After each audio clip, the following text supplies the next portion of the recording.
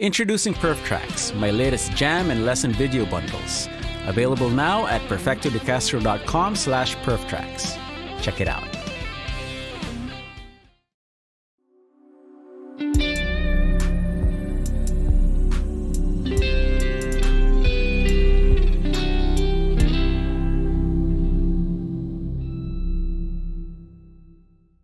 Hey, kumusta mga kaibigan? Perf De Castro to at welcome sa Perf Talk. So, ang ating guest for this month is one of the most requested guests na nasa comments, si Monty Macalino ng Mayonnaise.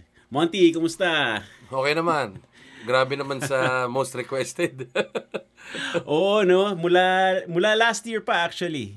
Wow. Laging nasa comments yun. No, sir, Monty naman. Wow. Monty ng Mayonnaise. Wow. So, nakakatawa buti naman. nagkapanahon tayo ngayon. Oo naman. Sobrang dami nating panahon ngayon eh. Okay, so I don't know if you already watched Perf Talk. Basically, kwentuhang gitara, kwentuhang music, you know. Sure. Wala tayong showbiz. Sure. Wala tayong showbiz. Tapos kikilalanin para makilala ka ng lubusan ng ating mga viewers. Okay. At saka, para sa akin, makilala din kita. Kasi nung lumabas yung Mayonnaise, andito na ako sa US noon eh, 2004. Yes. Oh, Tama. Aside from the stuff that I see online, I don't really know much about the band. Yes. Kasi yun nga 2004, and then before that hindi rin ako active sa band scene noon kasi yun yung time na nasa classical guitar ako eh. Okay. So hindi ko kilala hindi ko kilala yung mga mas okay. Hindi ko kilala yung batch niyo. Mas okay kung ganun.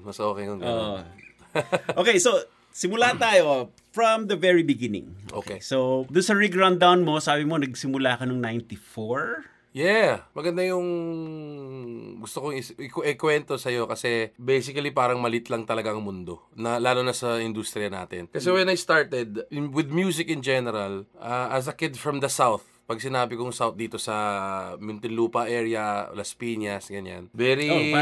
Sa area natin. Oo, yan. Oo. Kasi di ba Parañaque ka, di ba? Las Piñas ako actually. Okay. Yung Las Piñas part ng BF. Ayun. So, Southland. Oo, yun. Tropical. Tama. Yeah. So basically, during that time, 94, 95, napaka-konti ng resources na pwedeng mo makuha when it comes to music at my age during that time. 94, I was 11. So basically, I grew up, yung mga parents ko, mga malayo yung sa industriya ko, mga abogado.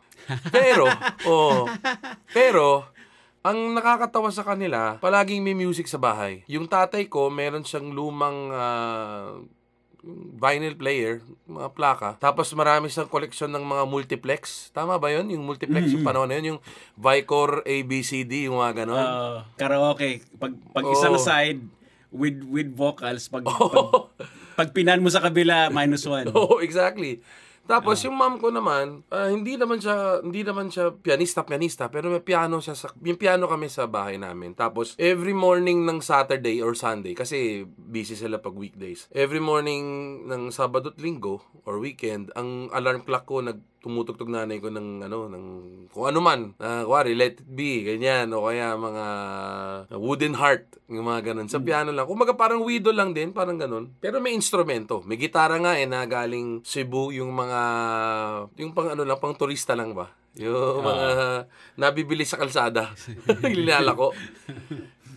Kaya nga napapanood ko dito sa Perf Talk, marami ring mga gitarista nagsimula ganun eh. Yung parang meron lang sa bahay na parang pang gitara lang na hindi naman talaga branded, ganyan. So I was just curious na, wow, my family is just really into music. Tapos every time in the car, going to the mall or the grocery store or even the school bus, ganyan. Palaging may music, lagi ko naalala yung 93.9 KCFM, yan yung lagi pa natutugtog ng nanay ko. Introducing the Bad 94 Distortion, the Perf De Castro signature pedal.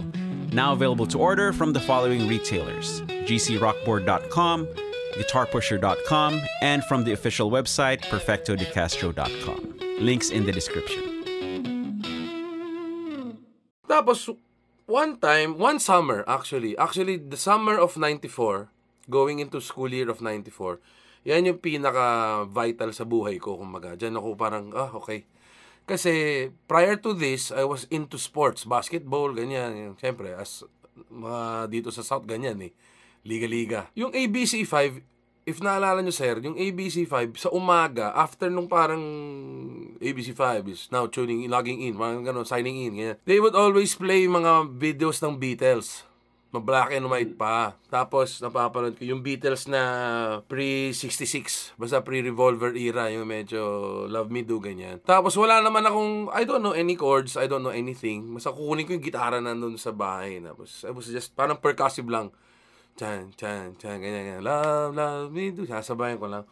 So, walang balak na matutunan. Parang, I just found it na parang ang cool naman ito. Ang cool naman apat na to na iba yung buhok, ganyan. Kasi nung panahon ng 90s, parang either long hair ka lang o skinhead eh. Parang gano'n. And then, yung 94 na summer na yan, yung cousin ko, lumipat from QC. I think he was pa 4th year high school ba? Pa 4th year high school na ata yung pinsan ko. Lumipat siya sa bahay namin. Nagdala siya ng isang box na punong-puno ng mga cassette tape. Uy. Yun. Tapos, parang ito yung eksena sa Almost Famous, yung binigyan yung bata ng mga vinyl, diba? Ang una kong na-pick up doon is yung Beavis and Butthead experience, yung parang compilation album. May Nirvana, may Megadeth, may kung ano-ano. For some reason, natuwa ako dun sa, yung alam mo yun, yung parang, iba to, this is something new to me, and very interesting. I didn't know what it meant. I didn't know what alam mo yun, para saan ito. Tapos yung kanta ng Nirvana doon, I hate myself and I want to die. For an 11-year-old, parang okay. Parang what is this, di ba? Then, doon nagsimula yung curiosity. I asked my cousin, ano pang tapes mo dyan, kuya? Sabi niya, ito, pakinggan mo, ganyan. Meron siya nung Nevermind. Yan. Tapos sabi ko, ang cute naman ito bata, nakaubad sa swimming pool, ganyan. And then, pinatugtog ko, sabi ko, yung intro, linakasan ko pa yung intro kasi ang tape nun parang hindi naman digital master yun, mahina pa yun. So, nung pinatugtog ko, linakasan ko, sabi ko, hina pa na yung intro nito. Tapos, nung pumasok na yung drums, babog, sabi ko, wow. Parang doon ako na blown away. And that summer was really vital because it was the summer of the installment of cable doon sa bahay. So everything was falling into place for me. Okay, so na-discover akong new music, a new, kumbaga parang new school of ideas. Kasi yung tape na nun, assorted yun eh. May Nevermind, may yung album na may Cemetery Gates ng Pantera, ganun siya, kumaga lahat ng rock nun. Meron Use Your Illusion, meron siyang ganun. Pero talagang ako doon sa Nirvana kasi parang parang ang dali ng melody. And because of cable TV, I was introduced to MTV. And to my surprise, ang guest ng Unplugged doon ay Nirvana. Yes. Tapos sabi ko, galing naman. Parang, I didn't know that he was already gone by that time, Kasi tapos na yan eh. I mean, that was around May to June. Papasok na. Kaya siya lumipat. Yung pinsan ko kaya lumipat ng bahay sa amin. Mag-enroll siya dun malapit sa bahay namin na high school. Sabi ko, na-weirdo kasi sa TV, kaliwete. So parang, imbis na parang ma-disorient ako, nadalian ako. So nung nakikita ko siya, nagiging mirror image. Oh, mirror image. Mas madaling masilip. Yes. So sabi ko, yan ang chords. Yung parang mukhang bad sign. Parang ganyan. Parang mukhang bad sign yung G eh. Parang ganyan. Okay. So, I still didn't know what to do. I still have no idea what's the purpose of the strings. Ganyan. Basically, that was my introduction to rock music. Hi there. Perf the Caster here, and I hope you're enjoying this episode of Perf Talk. This is just a quick break from the discussion so I can take care of a few announcements. First up, I want to thank all of you who've given their extra support for me and my work on this channel by buying the merch, the shirts, the tabs, and the lessons, both downloadable videos and private instruction.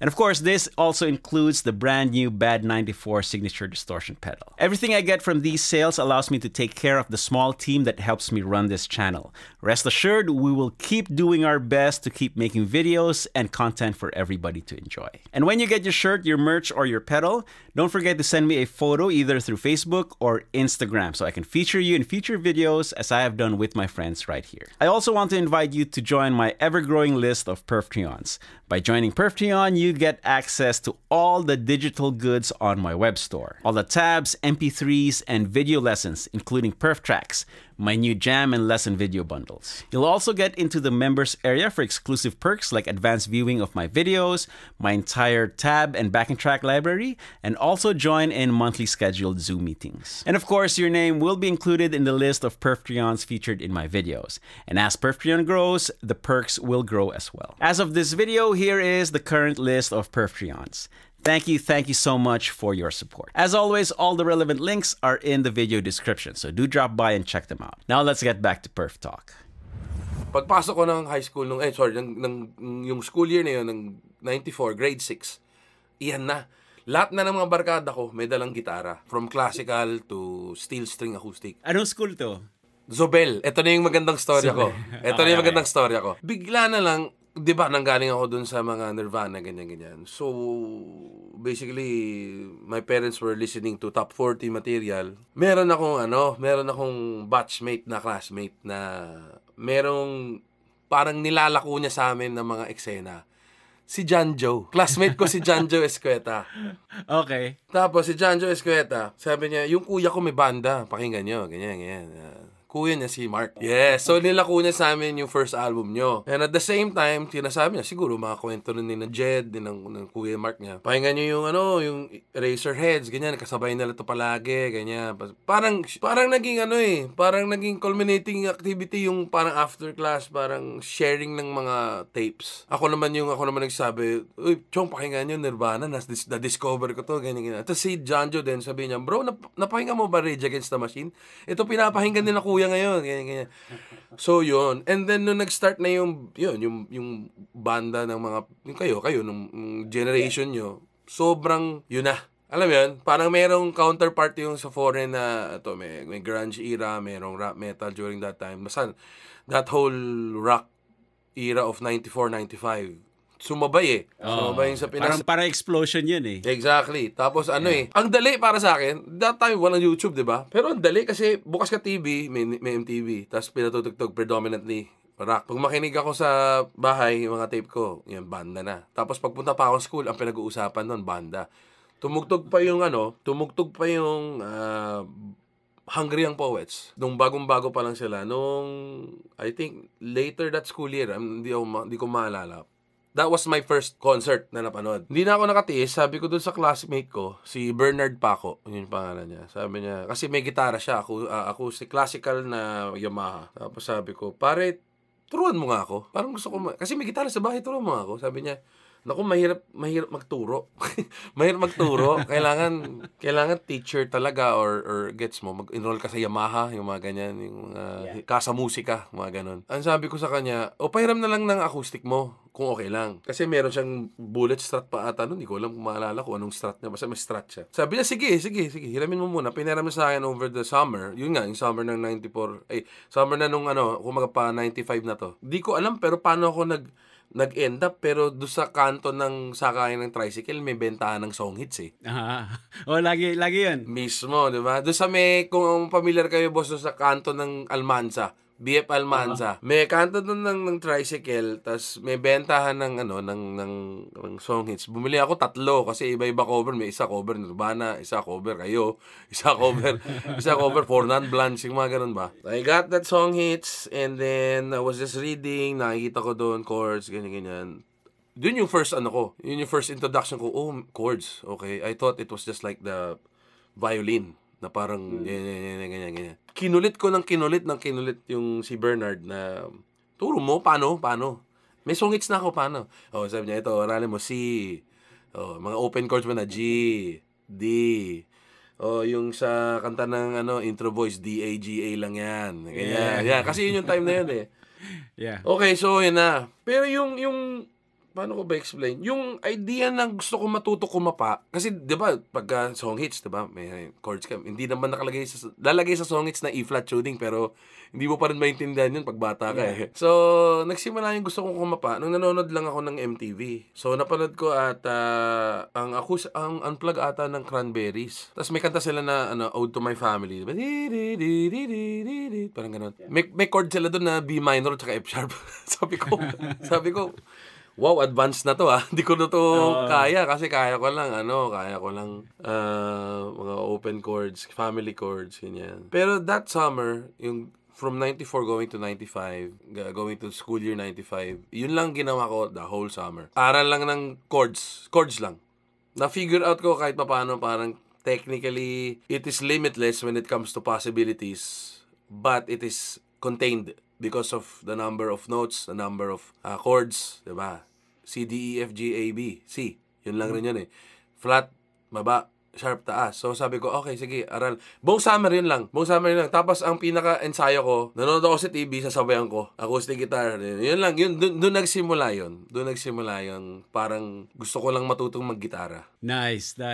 Ngayon, nung sinimula mo yun, inuna mo yung chords o inuna mo yung kanta? Nauna muna yung gusto ko yung kanta. Naalala mo ano yung pinakaunang kanta? Oo, Zombie ng Cranberries. Nice. Para naisip ko yun yung pinakamadali. Although I was listening intensely sa Nevermind and Unplugged ng Nirvana, pero that was just too complex for my medyo advanced yan nung panahon ko noon. Yung Zombie kasi parang bassline, ang kompleto eh. 'Di ba? Pagka kumare bagong rockista ka, kung bagong banda ka, parang 'di ba, may bassline na intro. Ay, chords muna. Madali lahat, E, C, G, D, parang ganon. May bassline, may solo na tenin. So single notes lang. Diba? Tapos si Dolores yung nagsosolo nun eh. Mismo, doon ako nagulat. Tapos isang daliri lang. Oo. Ganun lang. Oo, doon ako na-inspire. Sabi ko, putya, kung kaya ng babaeng to, baka kaya ko din. So that was the first foreign song na inaral ko. And the second song ever and the first local song was Ulan. Diba? Okay. That riff.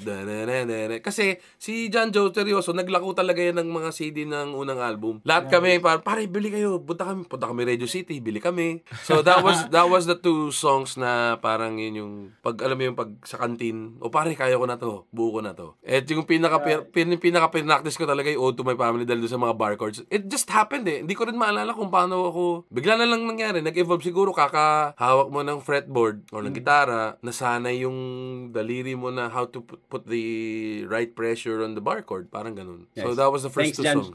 Thanks, Janjo. Oo naman. Laki utang na lang ko dyan. When you're ready for new pedal day, use discount code GCPerf10 at gcrockboard.com to get 10% off your entire order. You can use the code multiple times and there is no expiration date. Enjoy. Alam mo, kanina natawa ako nung sinabi mo na pamilya mo abogado. Oh. Kasi buong pamilya ko mga abogado rin eh. Oh, di ba? Ako lang yung musician. Ako din. As in, lahat ng kapatid ko, both parents, mga tito ko, lolo ko, abogado lahat. Ako parang yun lang yun. Dalawa lang ang profession ng bata ako eh. Either abogado ka o doktor. Oo, hindi. Ganun dati. Oh, kaya nung, actually, hindi ko nga sinabi sa kanila na gusto ko maging musikero. It kind of, I just fell into it. Parang ganun. Nung sinabi mo na gusto mong yun ang maging career mo, anong reception?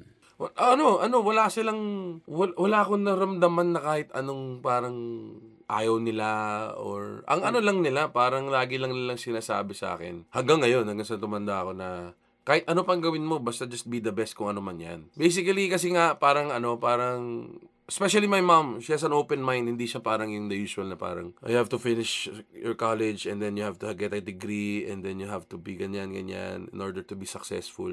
Parang very open siya. Ang naalala ko nga, funny story ko nga with my mom. Kasi salbayo ako nung high school. Kami, hindi na Janjo. Salbayo kami nung high school. Pag napapa-vice principal ako, tapos pinapatawag nanay ko, yung nanay ko pa yung parang nag-aabogado sa akin eh. Parang sinasabi pa niya, mga bata lang naman yan, okay lang naman magloko-loko, parang ganun. Ang talaga, ang pinaka-vital dito, na bigla ko na lang gustong mag-gitara talaga, hindi lang basta magbanda, mag-gitara talaga. Yung yung nag-high school na meron na yung, yun nga, nagsimula, Hungry Young Poets tumugtog. Kung hindi sa school namin, sa nearby school, which is Bene, may tutugtog na banda. Doon nagsimula. Doon ko lang na-realize, patay na pala si Kurt Cobain. Hindi ko na pala mapapanood to ever. Doon nagsimula na parang naghalongkat. Meron pa ako nun parang yung digital encyclopedia. Yung parang CD-ROM. CD-ROM. Oo. Research ako doon. Nirvana, Pearl Jam, ganyan. Tapos doon ko naaral.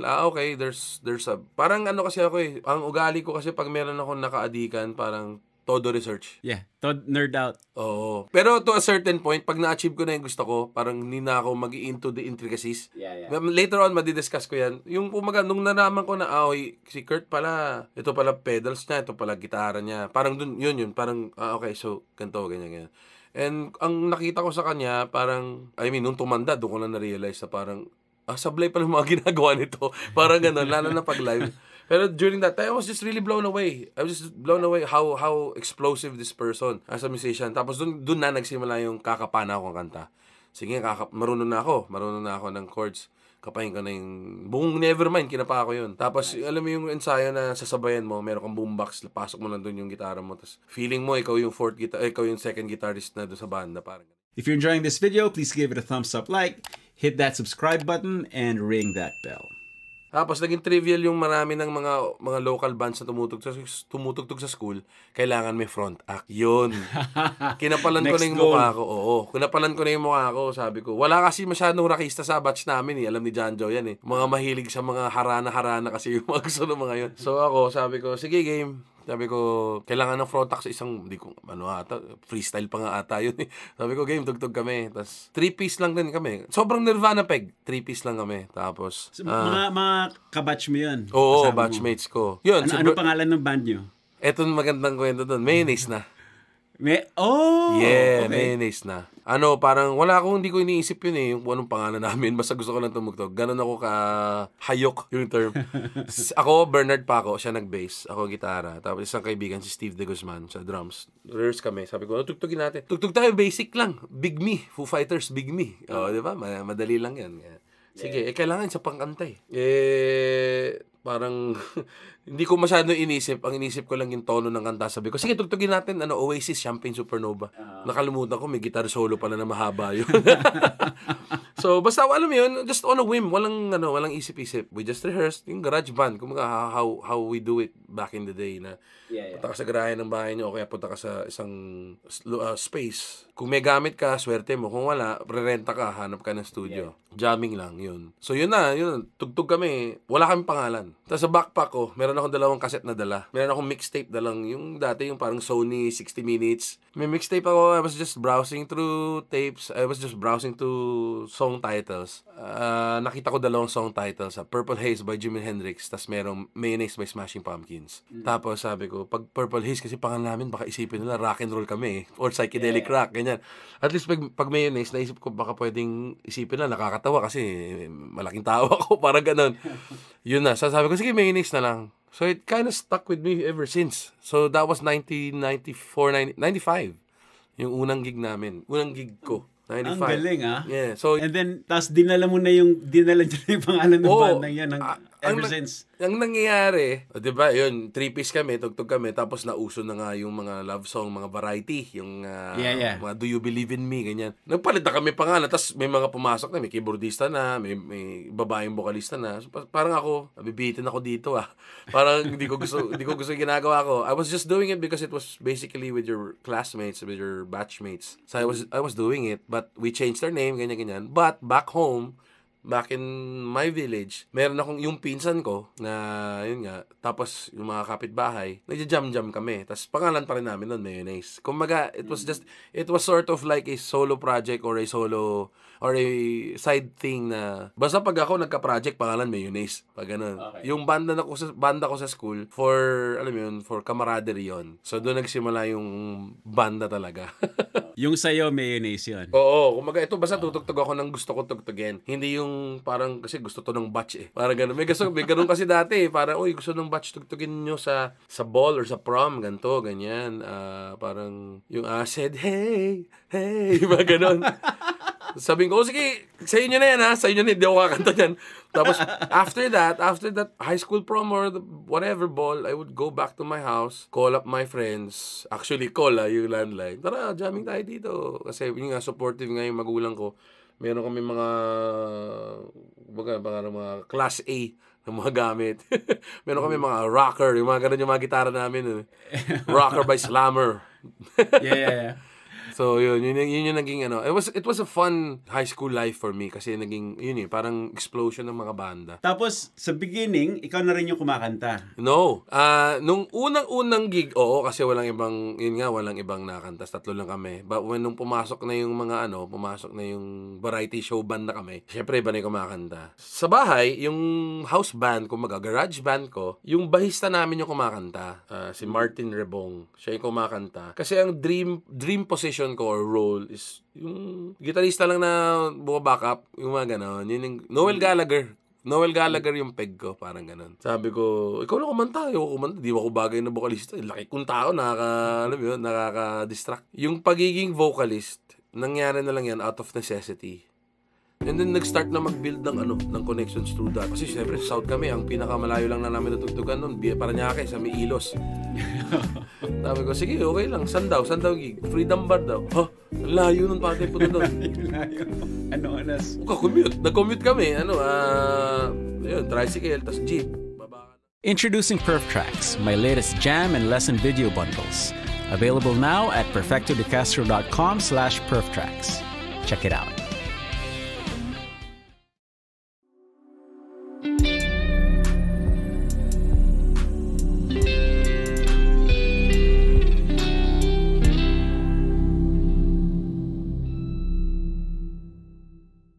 For some reason, yun yung problema ko eh. Kasi parang I envy parang yung mga guitar players na kawari gaya ninyo or yung mga virtuoso talaga na you would imagine or you would assume na who practices every day when they were starting. I kind of stopped practicing the what you call this, yung scales and the technicality of the guitar nung pumasok yung intrigue ng pagsulat ng awitin. Okay. So, imbis na parang pag siningle out ko yung mga heroes ko, yung mga influences ko, or guitar heroes ko, wala masyado yung hindi vocalist eh. Kasi basically, it's Cobain, Corgan, Daniel Johns ng Silverchair, Oasis, Rage Against the Machine lang yung masabi kong, si Morello, innovative. Parang yun yung ko eh.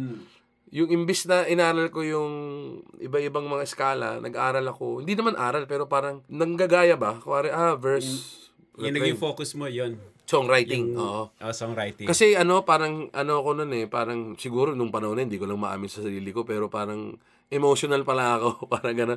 Parang if ever meron akong nafe-feel or meron akong gustong message na i-convey, I would put them into writing. And very basic lang na mga songs. Parang very punk rock. Kumbaga parang meron kang emotion, edi sulat mo lang. Parang ganun. Oh, okay. And then, kailan ka nagsimula magsulat? Like, when was the first song you wrote? I think after graduating from high school. Or prior to, I think 4th year high school. Parang I kind of, alam mo yun, I would see my friends na meron na silang gustong mangyari sa buhay nila. Parang gusto nila mag-abogado, gusto nila mag-doktor, maging chef. I didn't know what to do when I was entering college eh. But I always loved playing the guitar. Which is weird. Gusto ko lang nagigitara. But if I'm not watching sports, I'm playing the guitar. I just have the guitar by my side, ganyan. Tapos, alam mo yun, yung nag-ano ko, D, O, G, kuwari may kantang, yung zombie, E, C, G, D. And then, makakaisip ka ng sarili mong melody. Parang ganon. And then, okay. So, verse pala to, dapat ganito. Tapos, wala kasi naman teacher dun. Wala namang nagtuturo ng paano ka gumawa ng kante. So, verse tawag nila dito. Kasi you would see that sa song hits eh. Verse pala to. Refrain pala yung umuulit na hindi verse, na hindi chorus. Tapos bago mag-chorus, refrain. Chorus pala yung signature ng kanta. Ito yung tatatak. Tapos biglang ano yung coda? Coda parang pag gusto mo lang dagdagan pa ng dulo. Parang ganun. Ano yung bridge? Kung ayaw mo mag-guitar solo, magbe-bridge ka. Parang ganun. Kasi yun nga, wala. And then sobrang informative ng mga yung mga rock magazines, yung mga ganun. Tapos nagkasabay pa na maraming mga rock documentaries. Naalala ko, may MTV na, may Channel V pa. Tapos bigla nagka-MTV Asia. Alam mo yun? Tapos bigla nagka-mix eventually. So it was just, it was an abundance of information for me na it was something na I wanted to do. I was just so lazy. So yung ambition ko was just to play the guitar. Okay. And hopefully someday it would lead me to anything at all. Probably I had this mindset because I have very supportive parents siguro. Ano lang nun parang basta mag-promise ka na maganda grades mo tapos ikaw yung maglilinis ng kusina sa summer or sa birthday mo, kung swerte ka, baka pwede ka pabili gitara, parang gano'n. Okay. Parang gano'n nung panahon na yun, meron nga mga knock-off na Les Paul na mga 3K lang. So, doon nagsimula yun So, kaya parang mas naging parang natuwa ako dun sa idea of you could imagine and invent something out of nothing by writing songs, parang gano'n. Introducing the Bad 94 Distortion, the Perf de Castro signature pedal. Now available to order from the following retailers: gcrockboard.com, guitarpusher.com, and from the official website perfectodecastro.com. Links in the description. Ngayon, mula nung pagka-graduate mo ng high school, tapos nag-experiment ka na sa pag-write ng songs, at what point mo naisip na pwede mong gawin yun na career? Actually, wala. Ano na lang, nung sumali kami Musik Laban. 2004 na? Oo. Parang high school was between 96 to 99, 2000. 2000 to 2001, college na. Ang dami ng banda nun, na local. Kasi classmate ko pa si Basti sa CSB. Si Barbie din, nasa Binil. Tapos si Kichi naman ng Mojo Fly. Tsaka sa Lasal naman. So, alam mo yun, parang grabe. Ang saya naman pala dito sa Maynila. Parang ang dami eksena. Tapos daming bar. Ang lapit mo lang sa Merix. Ang lapit mo lang sa... Anong panahon may club sound experience pa Tapos, sabi ko lang, parang alam mo yung kasi dahil supportive pamilya mo, parang alam mo yung at the back of your mind, pwede kang mag-check out. Ano mo yun, sige, mag-call center ako o family business or I will just do something na I'm not happy with, parang ganun. But I just want to play the guitar. Regardless where I am, I have to have a guitar by my side. Kasi even entering college I had a dilemma. Parang wala pang music production sa Binil nung nag-apply ako. Multimedia arts. Hindi ko naman naiintindihan na kailangan naman sobrang galing mo mag-drawing dun. So basically, I dropped out of college. And then I asked my parents what to do. Sabi nila, what do you want to do? Sabi ko, to be honest, I just want to play the guitar. Sabi nila, just play the guitar. Parang you'll figure it out by yourself. Tapos yun, may gitara nga lang. Yun, yung mga kabanda ko, yung garage band, nag-evolve na parang siyempre, nag-college din sila. Sige, tugtog, meron daw slot sa Freedom Bar, ganyan, pay to play. Sige, benta ka 10 tickets. Tayo na lang to. Ipunin na lang natin yung mga allowance natin. Huwag na natin ibenta. Kumaga, bigay mo lang yung bayad kasi may stub yun May libre kang sisig, may libre kang beer, ganyan. So it was more of a parang just hanging out. Stalling your life. Naging career siya kasi nga sa college namin sa Binil, merong music org yung Arok Diwa ata tawag doon. Basta sa Binil kasi music production yung course, diba? Nandun yung mga kabanda ko. Nandun member sila nun. Tapos parang, Mons, may tawag nila. May pa-prod si ganto. Game ba daw kayo? Tayo? And then nag-start na mag-build ng connections through that. Na parang, pare, may prod daw sa Kasi syempre, sa South kami, ang pinakamalayo lang na namin natugtugan nun, BF Paranaque, sa may Ilos. Sa may, Sinagak Express yun Sabi ko, sige, okay lang. San daw gig? Freedom Bar daw. Ang layo nun pati po doon. Layo. Commute. Nag-commute kami. Tricycle, tas jeep. Baba ka ng market sa may Metropolis. Tapos ang tawag doon, MRT ka. Bus muna. Baba ka ng Magallanes, MRT. Baba ka ng Araneta. Jeep ka mula Araneta. Baba ka SSS Village. Lakarin mo na yun mula Jollibee. Or McDonald's. Papuntang doon sa Freedom Bar. Yung sa may, Yun, doon nagsimula yun na nagkaroon na ng mga connection dahil tumugtog kami. Oo lang kami ng oo. Kahit anong oras kami tumugtog. Kahit last band kami. First band, game. Second band, game. Last band, game. Tapos kahit walang nanonood, game. Basta alam mo yun, magawa mo lang. Tapos, dahil dyan, nakatugtog kami madalas sa yung bar sa tapat ng Ateneo. Cafe yung pangalan nito. Doon na kami nagkaroon ng parang, kami lang yung hindi taga doon Ang kasabayan namin noon, mabibigat yung mga naging mga naging Chico Sai, mga naging Sponge Cola. Sila yung mga kasabay namin. Nakita namin yung grabe, karir itong mga to Alam mo yun? Parang ito yung gusto nilang maging, alam mo yun? Parang we're just, parang knock-off Nirvana lang kami. Parang gusto lang namin maging ganun Kumusta mga kaibigan? Perf de Castro to at sana enjoy kayo dito sa episode ng Perf Talk. Break muna tayo saglit para sa ilang announcements. Unahin ko na yung malungkot na balita. Ang merch partner ko dyan sa Pilipinas, ang Shirtly.ph, ay tumigil na ng operations. Reliable at supportive partner ko sila sa merch, ngunit sa kasamaang palad ay di nila kinaya ang economic impact ng pandemic. Habang naghahanap ako ng bagong merch partner, ay maaari pa rin kayong bumili ng PDC merch sa perfdecastro.myteespring.co. At pag natanggap nyo ng inyong merch, pakipadalan lang ako ng pic na suot nyo ito either sa Facebook or sa Instagram para ma-feature ko kayo sa future videos tulad ng ginawa ko sa aking mga kaibigan dito. Ngayon, para sa mas malaking balita, ako yung maglo-launch ng second YouTube channel at ito'y tatawagin kong Bahay ni Pekto, the Perf de Castro Pinoy channel. Matagal ko na rin pinag-isipan to at tingin ko mas magiging maganda ang focus ng content ko kapag iniwan ko dito sa main channel ang mga English at international videos at doon sa Bahay ni Pekto ko i-upload ang Pilipinas-specific at Tagalog videos. At tulad ng nakalagay sa banner ay hindi lang limited sa gitara ang content, kundi kasali na rin yung iba ko mga interests. Bisikleta, pagkain, at vlogs. Kasalukuyan ko nililipat ang mga Tagalog videos ko dun sa Bahay ni Pekto at simula next month ay dun na rin i-release ang mga Pinoy episodes ng Perf Talk. Kaya i-click ang card sa itaas para pumunta sa bahay ko at mag-subscribe. Huwag kalimutang bagtingin ang malit na kampanilya. Ngayon balik na tayo sa Perf Talk. Nung time na yun, originals na yung tinutugtog nyo? Oo. Or halo? Originals, pero parang you have to play some covers para lang mapansin ka. Hindi naman kami magaling mag-cover noon. Ang kino-cover lang namin doon, wala rin, di rin nila alam. Kuwari, The Door ng Silverchair. O kaya kung alam man nila, siguro a couple of hits from Oasis, yung mga ganun. Ginagawa namin, meron kaming sariling touch doon sa mga gusto naming kanta. Kuwari, yung Yellow ng Coldplay. Ginawa namin parang mas mabigat lang na version. So, yun. Tapos, tututugin lang namin. Pero, we will always end our set with our original songs. Palagi namang 5 song set yan eh. Tapos that time na uso yung maglabas ng EP kahit di ka kilala. Yung mga DIY EPs. Yeah. Yun. Tapos it was sort of a exchange of parang calling card namin yan eh. Parang naalala ko sina Sponge Cola magbibigay ng EP nila. Kami bibigay kami EP namin. Everything was cheaply done. Alam mo yun, sa bahay lang ganyan. Hindi naman totoong recording. Ang nangyari, kumbaga para kaming nasabak, parang ganito pala, kung gusto mo pala gawing career to, dapat yun, maganda yung press kit mo, yung mga ganun. Dapat. Yeah. Hustle. Oo. Tapos, yun nga, game ka tumugtog for exposure, ganyan. Doon na nagsimula yung mga calls. Because sa EP, you have a number there eh. Libre pa yung Globe nun eh.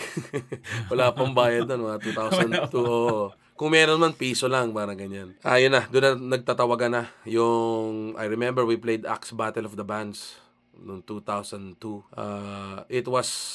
That was I think the people behind Music Laban in 2004, sila rin yung may hawak noon. Sina Richie Fidelino, if kilala mo. Yes, sila Richie, yes. Yan. That was my first exposure kay na David Aguirre, Razorback. Kasabay ko yan sa CR, parang, pare! Gumagano lang sa parang, syempre, mga bata kami, parang, same. That was like a bird of fire, parang ganun. So, yun na. Because of that number sa EP, it was, tapos nauso yung mga mailing list, diba? You have your Yahoo groups, mga ganyan. So, nagsimula. Pinoy Exchange was very vital, parang you would make your own thread. And then, the original members, umalis to pursue realistic things. Kasi di naman kami kumikita noon eh. And then, the right people came on board for some reason. Yung lineup na nanalo sa Music Laban, it was me, Sean Regalado, kung sino yung drummer pa rin namin yun, Paga Manikan and Lee Maningas, na mga schoolmates ko sa Binil din. Paga Manikan and Lee Maningas, when they found out na nag-quit yung mga members ko, sabi nila, sige, game ako sa'yo, sali ako sa'yo. Yung drummer ko si Sean, siya yung drummer nung bahista kong umalis. So, parang naging madaling, sige. Tapos, sinabi ko sa kanila, guys, drop out na ako college, so I have all the time in the world. Gusto ko lang gumawa ng mga kanta. At that point, I was on the brink of moving elsewhere eh. Parang alam ko, munti ka na ako padala sa either San Francisco or Los Angeles eh. Munti ka na. Parang may offer na, di ba gusto mo music? Yung yung tito mo sa Glendale may restaurant. Baka gusto mong, parang ganun ba? So, sabi ko, sige ma, bago muna yun, gusto ko lang muna, enjoying ko lang muna yung buhay dito sa Pilipinas. Kung tugtog lang. Sige, tugtog lang na tugtog. Yun na, tumawag yung, ng Axe, yung organizer na Axe, si Richie Fidelino. Tugtog kayo sa Fête de la Musique, pwede ba kayo? Oo ba? Hindi ko naman alam kung gaano kalaking bagay pala yun eh. So, kasi basically, galing kami sa South eh. So, wala kami idea. And then, yun na, tugtog kami early afternoon slot. Astig, ang saya. Konti lang tao, pero masaya. I mean, big stage. Yeah. Makakapili ka ng amp for the first time in your life. Yeah. First time ko nakakita ng Fender Twin Reverb in the flesh. Alam mo yun? So, sige, tugtog. And then, that was 2002. The following year, tumawag ulit. We played the late afternoon slot. Mas marami ng tao. Paganda na ng paganda. Oh, kasi nga, yun lang. Ano lang talaga, tugtog lang kami na tugtog. Ang schedule ko noon, Monday to weekdays, tambay sa bahay. Gawa na kanta. Weekends, either Cafe Katipunan or Freedom Bar, Club Sound Experience sa may Manila. Okay, yung kalimutan ko na yung pangalan ng bar sa tapat ng sa tapat ng Benilde. Basta may bar doon. Kasi nga, mga tao sa eksena, sila rin tumutulong sa akin. I mean, naalala ko sina TJ ng Greyhounds yan, nagbibigay ng gig yan. Sina Carlos Castaño, gumagawa sila ng mga event, ganyan. So, parang ganun. Even si ayun, nakalimutan ko pala yung kwento. Naging close ko pala si Joji ng Dahong Palay. Si Joji. Oo. Kasi, Yeah. kasi nawalan sila ng drummer. Kinuma akong drummer. Kasi nga, kasi nga nung bata ako, ganun, parang wala, dahil gusto ko lang matutong magsulat. Parang kailangan, kung marunong ka magsulat at mag-isa ka, kaya mo dapat lahat. Yes. So marunong ko basic drums, marunong ko mag-bass eventually. Alam mo yun, parang doon nagsimula parang, kaya nga imbis na skala inaral ko, so ganito pala mag-multitrack. Ganito pala mag-multitrack. Yung kinakwento ni Dave Grohl yan, ginawa ko yun, yung may tape A, tape B, record ka dito, ano yun, ganun. Doon ako nagsimula gumawa ng demo. So nakilala ko yan si Joji dahil kinuha niya akong drummer. Sabi ko, boss, hindi ko kaya mag-Black Sabbath buong gabi. Yun, pero nagbigay siya ng gig. So, okay lang yun. Ito, may prod ako, ganyan. May Rix. Sabi ko, wow. Kasabay pa namin nun. I think, di ako nagkakamali. POT pa ata nakasabay namin nun Basta early 2000s yun. Tapos, alam mo yung mga weird days na parang Monday, Tuesday, yung mga ganong slot. Yeah. Pinapatulan namin. Tapos eventually the weekends. Basta basically, it was just gigging na parang for fun. And because of that, nakabuild ng network na parang, uy, pare, napanood kayo, ganyan. Hanggang sa nung 2004 na, in-invite kami ulit sa Fête de la Musique. Ayun na, magandang slot na kami. Alas 7, alas 8 ng gabi. Daming tao. Hindi nila alam ang ganda namin, pero nung panahon na yun kasi, sobrang nagmamash lang yung tao just for the sake of. Ayun, ang ganda ng reception. We got a call from the organizers of FET na, if you're interested to join Music Laban, baka gusto nyo. I was hesitant kasi sabi ko, pucha, yung winner last year, Fusebox I mean, how do you compete with that? I mean, how do you, alam mo yun, paano mo susundan yun? Ang inisip ko, marketing-wise, sabi ko, hindi, baka pwede rin, magamit natin, exposure, ganyan. Yun na, sumali kami doon. Tapos, eventually, nung nanalo, parang, hala. Yun na.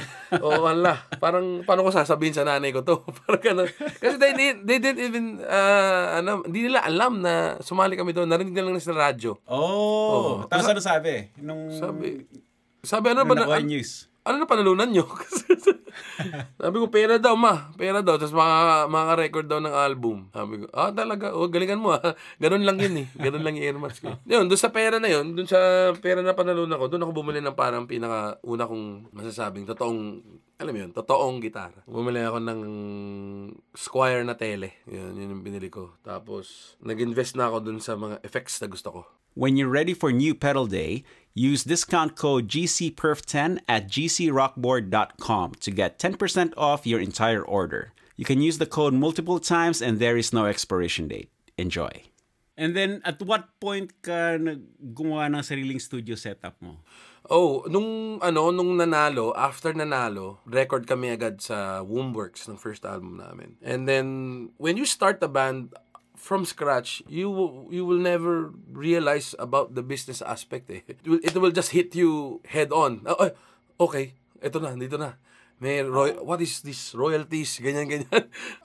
Doon ko naisip na parang meron akong dapat kinikita pero parang hindi namin nakukuha kasi nga nagbabayad ka ng studio time. Yan. Yeah. Kasi may manager pa kami noon So sabi ko, okay, parang I think it's a necessity. I think it's a necessity to have your own recording studio. Not necessarily recording studio, like a home studio setup lang. Yun, nung pagkapanalo, agad, parang nagpundar ako dun sa mga kinikita. Ang una ko pala kasing recording experience na kay Mark Mark Escueta, sa Birdhouse. Tinanong ko yung setup niya, ganyan. Nalito ko kasi sonar gamit niya Sabi ko, nalito ako. Sabi ko, paano, hindi ko ata kaya gawin yan.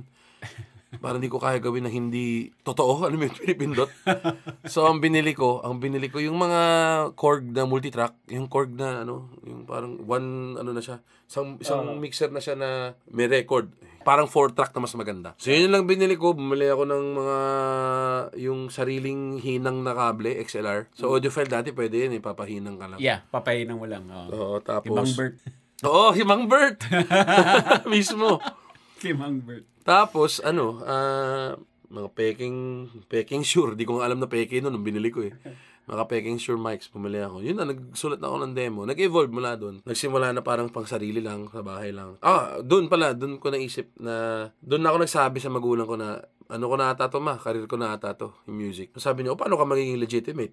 Kailangan mo ng legitimacy dyan, hindi ka naman pwedeng banda lang habang buhay, sabi ko, naisip ko, baka pwedeng studio kasi siya necessity siya ng bawat tao. During that time kasi ngayon, dami lang parang Billie Eilish na pwede mag-record sa bahay Pero nung time na yun, kailangan ng recording studio. So, parang nag-rent kami ng space dito sa South lang din. Liit lang, sobrang liit lang, parang maliit na banyo lang yung size nun. So, yun, parang doon, yung setup ko sa bahay, nilipat ko lang doon. Tapos, practice sa mga ibang banda, na tropa. Tapos, I think, nag-apprentice ako kay Angie Rizul. Sa tracks. Oo, ng mga late 2000s. Sabi ko, kasi I was just, the first few years of Mayonnaise after winning Music Laban, parang I was just on a high Parang grabe, panalo tayo, part na tayo ng pangarap nating eksena, ganyan. Pero nung nag-deteriorate na, alam mo yun, slowly but surely, mawawala yung excitement Parang it's becoming a chore, alam mo yun, parang ganyan. Doon nagsimula na parang kailangan kong matutunan to pag-record. So, kay Angie, kasi siya yung best in the business So, nag-apprentice ako doon. I had first-hand experience recording bands, left and right. Nirecord ko noon, nakakatawa yun Nire-record ko sa Studio A yung Bamboo. Sa Studio B, nandun si Rico. Sa solo album niya. So, yun yung experience ko noon. So, I was there during the recording of Gabby Concepcion's solo album.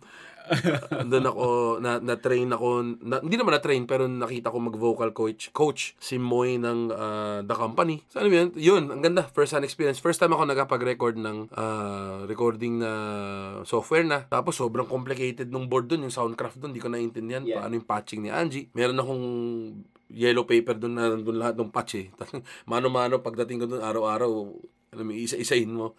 So yun, kaya medyo nagkaroon ako ng experience na ganito pala. Parang alam mo yun, hindi madali rin So after siguro good 2 years yun, na ako, 2009, ito ng Yellow Room, nagkaroon na ng Yellow Room. Sabi ko, sa setup mo, ano yung pinili mong medium? Ang ginawa ko kasi, sabi ko kay Angie, parang hindi nahirapan na ako pumunta ng Ortigas kasi yan na yung panahon na wala ka dito nun, pero yun yung panahon na ginagawa na yung Skyway So, sobrang traffic, sobra. Gapang na yun Mula dito sa Muntinlupa, papuntang Ortigas, siguro abuti kang 2 oras. So, nakakaya sa mga kliyente namin nung panahon na yun. Sabi ko kay sir, gawa na lang ako ng para akong hub, para ako remote studio, parang extension. Pwede ako mag-record dito, bato ko na lang sa'yo, boss, tapos mix mo, ganyan. So, basically, almost identical setup. Pinagkaiba lang yung computer. Sa kanya, Windows siya nun. Ako, nag-Mac ako. Kasi yung Mac, sabi ng manager ko nun, yung Mac pang bobo yan, kasi drag and drop lang.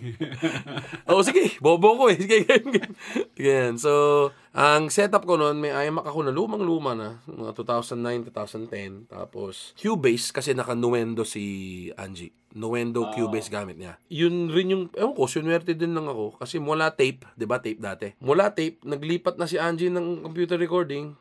Ang una niyang record, Urban Dub, ganyan. Nuendo na. Tapos, ang mahal ng Nuendo So, yung Cubase parang $2,000 cheaper. Parang ganun. Nakahanap ako sa isang thread sa Pinoy Exchange kung sino ang I think, Yupanko pa nga ata sa Yupanko. Nabili ko yung software, yung parang ganun CD-ROM. Yan, Cubase 5. Yan. Tapos, Profire 2626 yung kinuha ko na na interface. Tapos may slave ako na Behringer na pinahiram ni Angie. Yung parang ADAT. Yun lang yun. Tapos, same cables, same cheap, pahinang cables, pero nag-upgrade lang ako ng mic konti. Kumuha ako ng yung Shure na pang drum pack. Tapos, I think, ang condenser ko nun for vocals, parang ano pa, Audio-Technica ata, 80 something. Audio-Technica, and then, a couple of 57s, para lang din basic. Nag-ano ko nun eh, parang realistic approach. Sabi ko, saka na yung mga pangarap natin ng mga boutique amps o kaya yung mga totoong tube amps, sabi ko. Nag-all Laney ako nun, Laney amplification, yung parang yun yung magamit ko. Mga mura mga LX series eh. So yung bass amp, guitar amp, yun yung magamit ko. So, yun, basically yung setup ko. Na hindi pa rin nagbago, nag-upgrade lang yun. Ngayon, gamit ko ngayon dito, Cubase 10.5 na to, naka-Focusrite ako dito, na-Focusrite din yung Slave. Yun na yun. Tapos meron lang ako Snake. Yun na. Actually, diretso lang talaga. Even with the plugins, kasi nga, I rarely mix. Mas nagmamaster ako. Even back then, parang yun nga, the purpose was just recording and then tapon ko kay Angie, siya mix. So, native plugins lang din ako ng Cubase. Kasi papalitan din niya. Lalagay din niya yung mga special sauce niya eh. Oo, mismo. So, yun. Hanggang ngayon, ganun pa rin naman kami. Ganun pa rin setup namin. Hindi naman nagbago. Kumbaga, the bare bones lang, the basic necessity of recording music. If you're enjoying this video, please give it a thumbs up like, hit that subscribe button, and ring that bell. Bukod sa mayonnaise, nagre-record ka rin ng ibang acts dyan? Well, pre-pandemic, yes. So, dati, actually, yung magandang story dito, nung nagsara yung tracks, in-acquire namin. Kinuha namin. Kasi nag-renta lang si Sir Mike Pedero doon eh. So, kinuha namin yung kinausap namin yung may-ari ng lugar. In-extend namin ng 5 years. Although yung equipment not the same anymore, kasi iba binenta ni na Sir Angie sa OnQ. Tapos, ang natira lang doon yung board. Ang mali kasi doon, na-impluwensya ako ni Grohl doon sa Sonic Highways ba yun? Ito sa Grohl. Ano yung Sound City. Sound City, yan. Na-inspire ako doon. Tapos si Angie, nabuyo ako, nabudol ako eh. Sabi niya, una mo na yung board dito, history to. Sabi ko, nga eh. Sige. Parang gano'n. Pero it was a nice run. I mean, again, it was a good experience. It's very humbling to record your heroes, your contemporaries na makikita mo yung work ethic, nakikita mo kung paano sila mag-record. So, parang nagre-record kami doon, nagre-record din ako dito. So, may mga clients kami doon na mga dati pang kliyente ng tracks. Yung dito sa Alabang, mas mga para doon sa mga up-and-coming, mga upstart na parang gusto lang din maka-record ng first hand. So, yun. Sila yung nare-record ko. Ngayong pandemic, purely mayonnaise lang. Kami lang talaga dito. Lalo na kasi nag-second lockdown dito sa Pinas eh. So, nung nag-second lockdown, as in, kami, full-scale tight security na, kumbaga every session na may ibang tao na hindi kami, may swab test na, mga ganun. Yeah. Magastos. Kailangan. Pero ngayon parang nag-evolve ka rin to like nagla-live stream ba kayo dyan? Yeah, oo. Actually, paano na nga eh, paumay na eh. Parang because basically last year when the pandemic started, nobody predicted it. So basically, we just streamed our rehearsals eh. Parang ganun. Parang nagla-live sessions lang din, ganyan. Tapos, pero yun nga, nagkaroon ng second lockdown eh. Tapos, nakakaawa naman yung mga families ng bandmates ko too. Alam mo yun, na sila. Kaya, ang ginagawa lang namin, at least once in 2 weeks, mag-schedule kami ng taping dito or recording dito. Mag-schedule kami ng mga covers namin. Yun yung nasa YouTube nyo ngayon. Oo. Actually, yung nga eh. Nakaka-inspire nga like your channel and yung iba pa nating mga ka-industriya na may mga sariling YouTube channel. Nagsimula lang yan dun sa idea na napanood ko yung sa Agsunta. Yung Agsunta, sabi nagko-cover sila pero OPM, diba? Local song. Sabi ko, di ko kaya kasi yun, nahihiya ako. Kasi nahihiya ako mag-cover ng... sabi ko, during that point, I was convinced na digital or internet was the way to go eh. Live streaming, Spotify, this is the new platform mismo. Yeah. So sabi ko, kailangan natin mauna dito kasi baka pagka huling ng lahat, magsisi tayo. So yun, maaga pa lang nag-invest na kami. Sabi ko, ano bang pwede natin gawin online? Sabi ko, gawin natin yung hindi natin ginagawa. Dito kasi sa Pinas, day in day out, panay originals tinutugtog namin eh. So syempre, kahit sino naman napapagod din. I mean, kung wari, meron kaming araw na 3 gigs, 3 beses ko tutugtugin yung Jopay nun eh. So, you always want to keep it fresh and entertaining as well for yourself. So sabi ko, pare, gaya ng kwento ko kanina nung simula, gawin natin yung mga gusto ko gawin dati, yung co-cover ako ng mga Nirvana, ganun. Doon nagsimula yung idea na yun. Na hindi naman kami nakapag full monetization doon eh. Kumbaga, kung ano lang pwede, di yun. Kung hindi, di hindi. Tapos it's kind of our engagement with our supporters, with our loyal fans, na parang at least they would see you online at least once a week. Nagkataon lang na, di ba, pag Thursday, di ba, may throwback. So, parang ganun yung parang naging platform namin na mag-throwback kami every Thursday ng mga lumang kanta na personally gusto namin. Hindi yung parang, oy, uso to, cover natin to. Parang, kaya may mga obscure na songs na, hindi naman alam ng mga bata, pero na-appreciate nila. Ang pinaka-difference ng board ko from the one I posted sa Rig Rundown, meron akong Dunes. Basically, it's like a tube screamer. Nung bata ako, mahilig ako sa fuzz eh. Patanda ng patanda, pahina na yung gain eh. Lumilinis. Oo, lumilinis. Dati fuzz, tapos biglang nag-sans pa ako, tapos ito na, overdrive na. Introducing PerfTracks, my latest jam and lesson video bundles. Available now at perfectodecastro.com/perftracks. Check it out.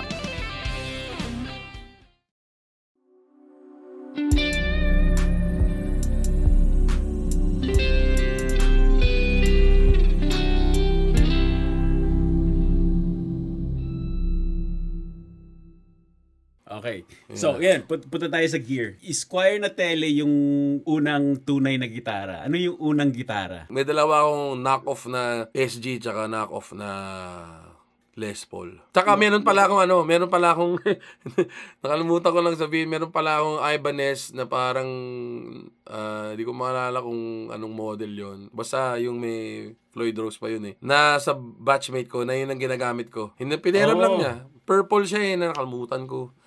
Nakalimutan ko kung anong exact model eh. Basta dark purple na gitara na. Yun yung gitara ko mostly nung panahon na yun. Natatawa nga ako kasi nag-front pa kami sa Sandwich noon. Yun yung gamit ko. Tapos, di ko naman ma-explain kung ano yun. Pero yun yung mga una kong totoong gitara. Squire Tele, tsaka medyo nag-upgrade ako agad eh. Nung nakakuha ko nun, bumili rin ako ng Japan na Jaguar ata. Kasi yun talaga pangarap kong gitara. Yung pula, Candy Apple Red. J Maskis. Hindi. Parang ganon. Pero basta yun gamit namin sa Jopa na music video eh. So yun na yung parang ito na yung magagamitin ko sa recording, parang ganon. Hindi, tika mali. Jazzmaster pala si J Maskis. Jaguar yung kay Cobain. Oo, pero yung kay Cobain kasi modded niya na humbucker. Ito yung may sarili siya model nun, di ba? So ito Jackstang. Ito yung binili kong Jaguar sa Mega Mall, lang yun talaga. Yung stock lang lahat na hapon na Candy Apple Red yan. So yun yung mga parang pinondo ko nun. Pati effects nga, yun nga. Kasi sabi mo sa Rig Rundown, nagsimula ka sa Fender style. Tapos diba yung at that time Gibson, di ba? Tapos recently kapopost mo lang may parating ka na Silver Sky.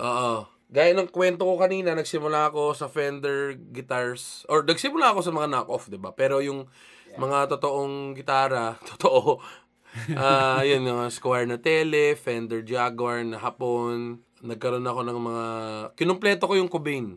Meron ako nung Jagstang, meron ako nung Mustang, meron din ako nung Jaguar niya. Tapos tumigil doon. Parang, nung nakumpleto ko na yung Kurt Cobain pack, sabi ko, saan ako pupunta? Wala na, parang hindi ko na alam. Doon nagsimula yung, may thing pala ako for mga mga parang custom ng mga custom models. Kuwari parang Kurt Cobain custom guitar. Nagsimula ako mag-collect ng ganon. So, from there, nag-acquire ako ng Tom DeLonge na Epiphone. Kumuha ako ng Troy Van Leeuwen na Jazzmaster, yung TVL Jazzmaster. Nagka-J Maskis din ako na Jazzmaster. Tapos, yung Tom DeLonge, yung 335 ba yun na stripe? Oo, yan. Single pickup. Naging into, kaya specs ng mga heroes ko? Ano kaya specs nila? Nag-testing din ako ng Corgan na Strat eh. Hindi ko lang binili kasi ang binili ko sa Tomlin nun song, bumili ako nun ng AC13 AC15 na red kasi wala pa nun dito nun eh. Sabi ko, gitara ba? Amp na lang. Na pinagsisisihan ko kasi yung amp na yon nasira sa Route 196 kasi natuluan ng tubig yung tubo. Oh no. Hindi kaya ayusin? Naayos naman pero kumbaga parang alam mo yung feeling mo na hindi na to pure. So yun, so I had a thing for custom models. So I kind of stopped collecting guitars nung mga 2016, 17, bigla na lang yun na, nagkaroon na ng endorsements. Nagka-endorsement with Lyric, so I had to try mga LTD guitars. Tokai guitars. Okay naman. Tapos, nung tumigil yon, yung endorsement na yun, bigla namang kumatok si Crescendo. So, paano sila ng mga Les Pauls. Yung parang, yung Epiphone line ata nila, hindi pa ata masyado mabenta. So, parang, can you endorse the Epiphone line? Ang ginamit ko agad, Custom Pro, kasi idol ko si Daniel Johns, naka Les Paul Black Beauty yun eh. So, yun. Nung natapos yung mga endorsement, sabi ko, saan ako pupunta? So, nung ginawa ko yung rig rundown na yun, yung pa yung gitara ko. And then, my dad passed away nung 2017. Oh, and then, sorry. I think it was 2019. 2019 na parang, that was the first time na the family traveled without my dad. Doon na nagsimula yung, uy, may PRS oh. Yun na nagsimula yun. Ang gusto ko pa nga nun parang Custom 24. Kasi nga si Daniel Johns may ganun. Yeah. So, lagi na lang ako kung sino yung, kasi syempre nakumpleto ko na yung kay Kurt. So, parang sino ba ang ibang idol ko, ganyan. Ang mahal, sabi ko, ang mahal, ganyan. So, parang, paano naman ako makakabili nito? Yun nga, gaya ng kwento ko, bigla na lang gumanda yung karera namin, gumanda. Hindi ko rin alam talaga kung saan nanggaling. Kasi nagsabay dumami yung gigs yung as in, hindi biro hindi biro yung linaktaw na dami ng gig. Yung mula sa 10 sa isang buwan, naging 10 sa isang linggo. Parang ganun Ang sarap naman nun. Yun, nung 2019 to boss buong 2019. Yeah. Introducing the Bad 94 Distortion, the Perf de Castro's signature pedal. Now available to order from the following retailers: gcrockboard.com, guitarpusher.com, and from the official website, perfectodecastro.com. Links in the description. So, nung nag-Japan ako nung April, tumugtog si John Mayer sa, kalimutan ko, Budokan ba? Budokan. So, sabi ko, hindi kasi ako ma-strat Sabi ko, ang galing naman ito. Parang pareho lang yung Blackie niya tsaka yung Silver Sky niya. Pareho lang. Sabi, mga testing nga. Sa Japan kasi, mababay tao doon Pabayaan ka lang nila mag-testing Yeah. So, may Silver Sky doon. Testing lang ako. Tapos, di pa rin ako sold. Kasi di ko pa rin makita sarili ko na nag-strat.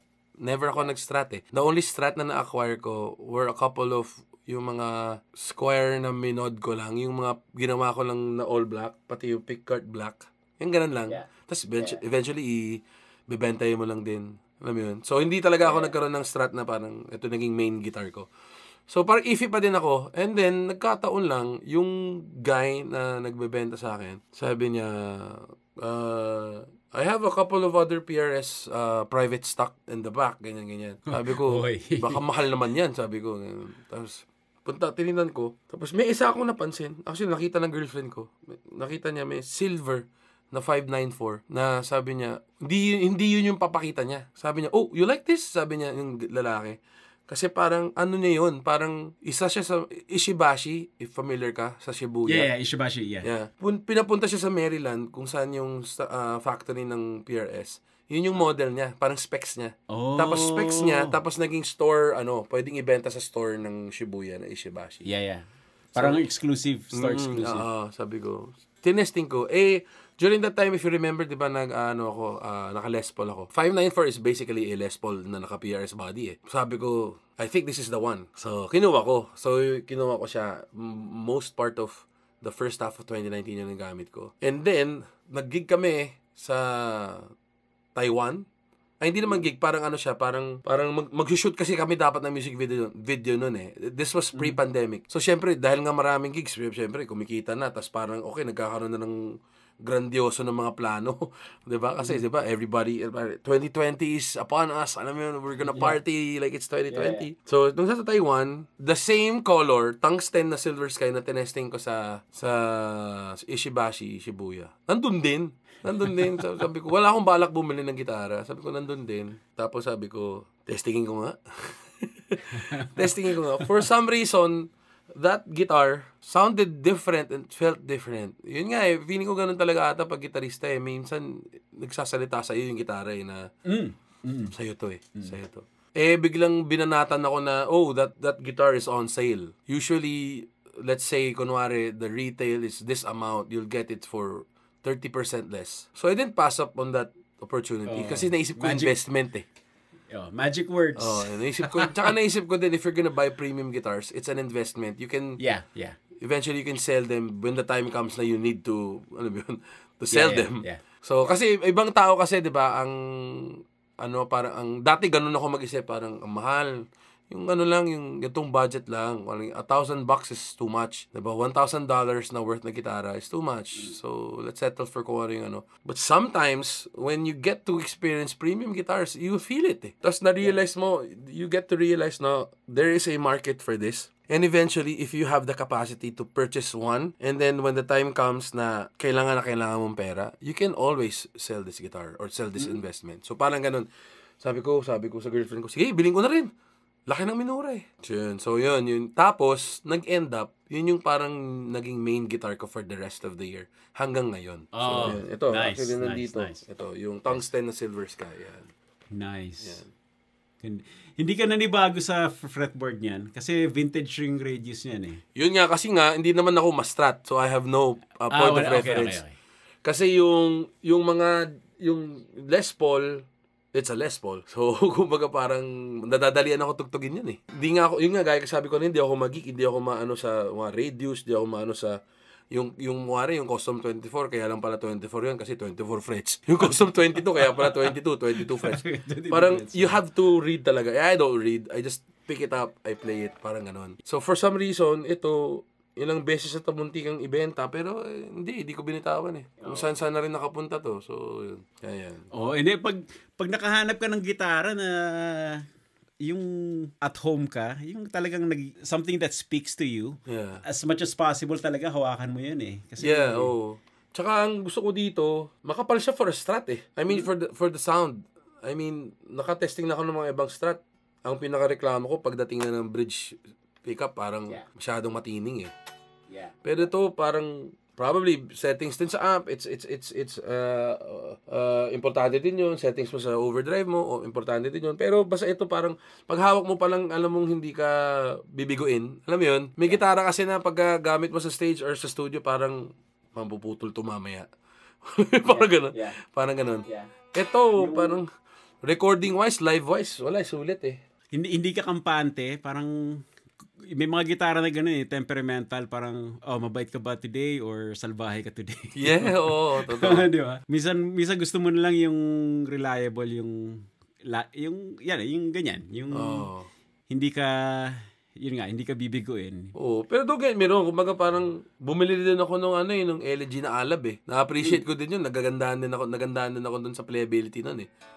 Pero kumbaga nung na-acquire ko to, parang okay to ah. Parang di ka mag-iisip, parang yun nga, gaya ng sabi mo, durability wise, parang dinala ko na to, isipin mo weather sa Toronto ng November, 'di ba? So freezing cold. Tapos dadali mo ulit dito sa Pilipinas, 'di ba? So pwedeng ma-damage. Yun eh. Pwedeng ma-damage, pero hindi eh. Okay pa rin siya, playability, di nasira sa intonation, hindi ko pa to setup or what, stock pa, everything's all stock. Nice. Wag mo na paggalaw. Ayun nga. Meron naman tayo mga pinagkakatiwalaan dito, pero yun nga. Yeah. Wag mo na i-maximize mo na yan. Kumusta mga kaibigan? Perf De Castro to at sana enjoy kayo dito sa episode ng Perf Talk. Break muna tayo saglit para sa ilang announcements. Unahin ko na yung malungkot na balita. Ang merch partner ko dyan sa Pilipinas, ang Shirtly.ph, ay tumigil na ng operations. Reliable at supportive partner ko sila sa merch, ngunit sa kasamaang palad ay di nila kinaya ang economic impact ng pandemic. Habang naghahanap ako ng bagong merch partner, ay maaari pa rin kayong bumili ng PDC merch sa perfdecastro.myteespring.co.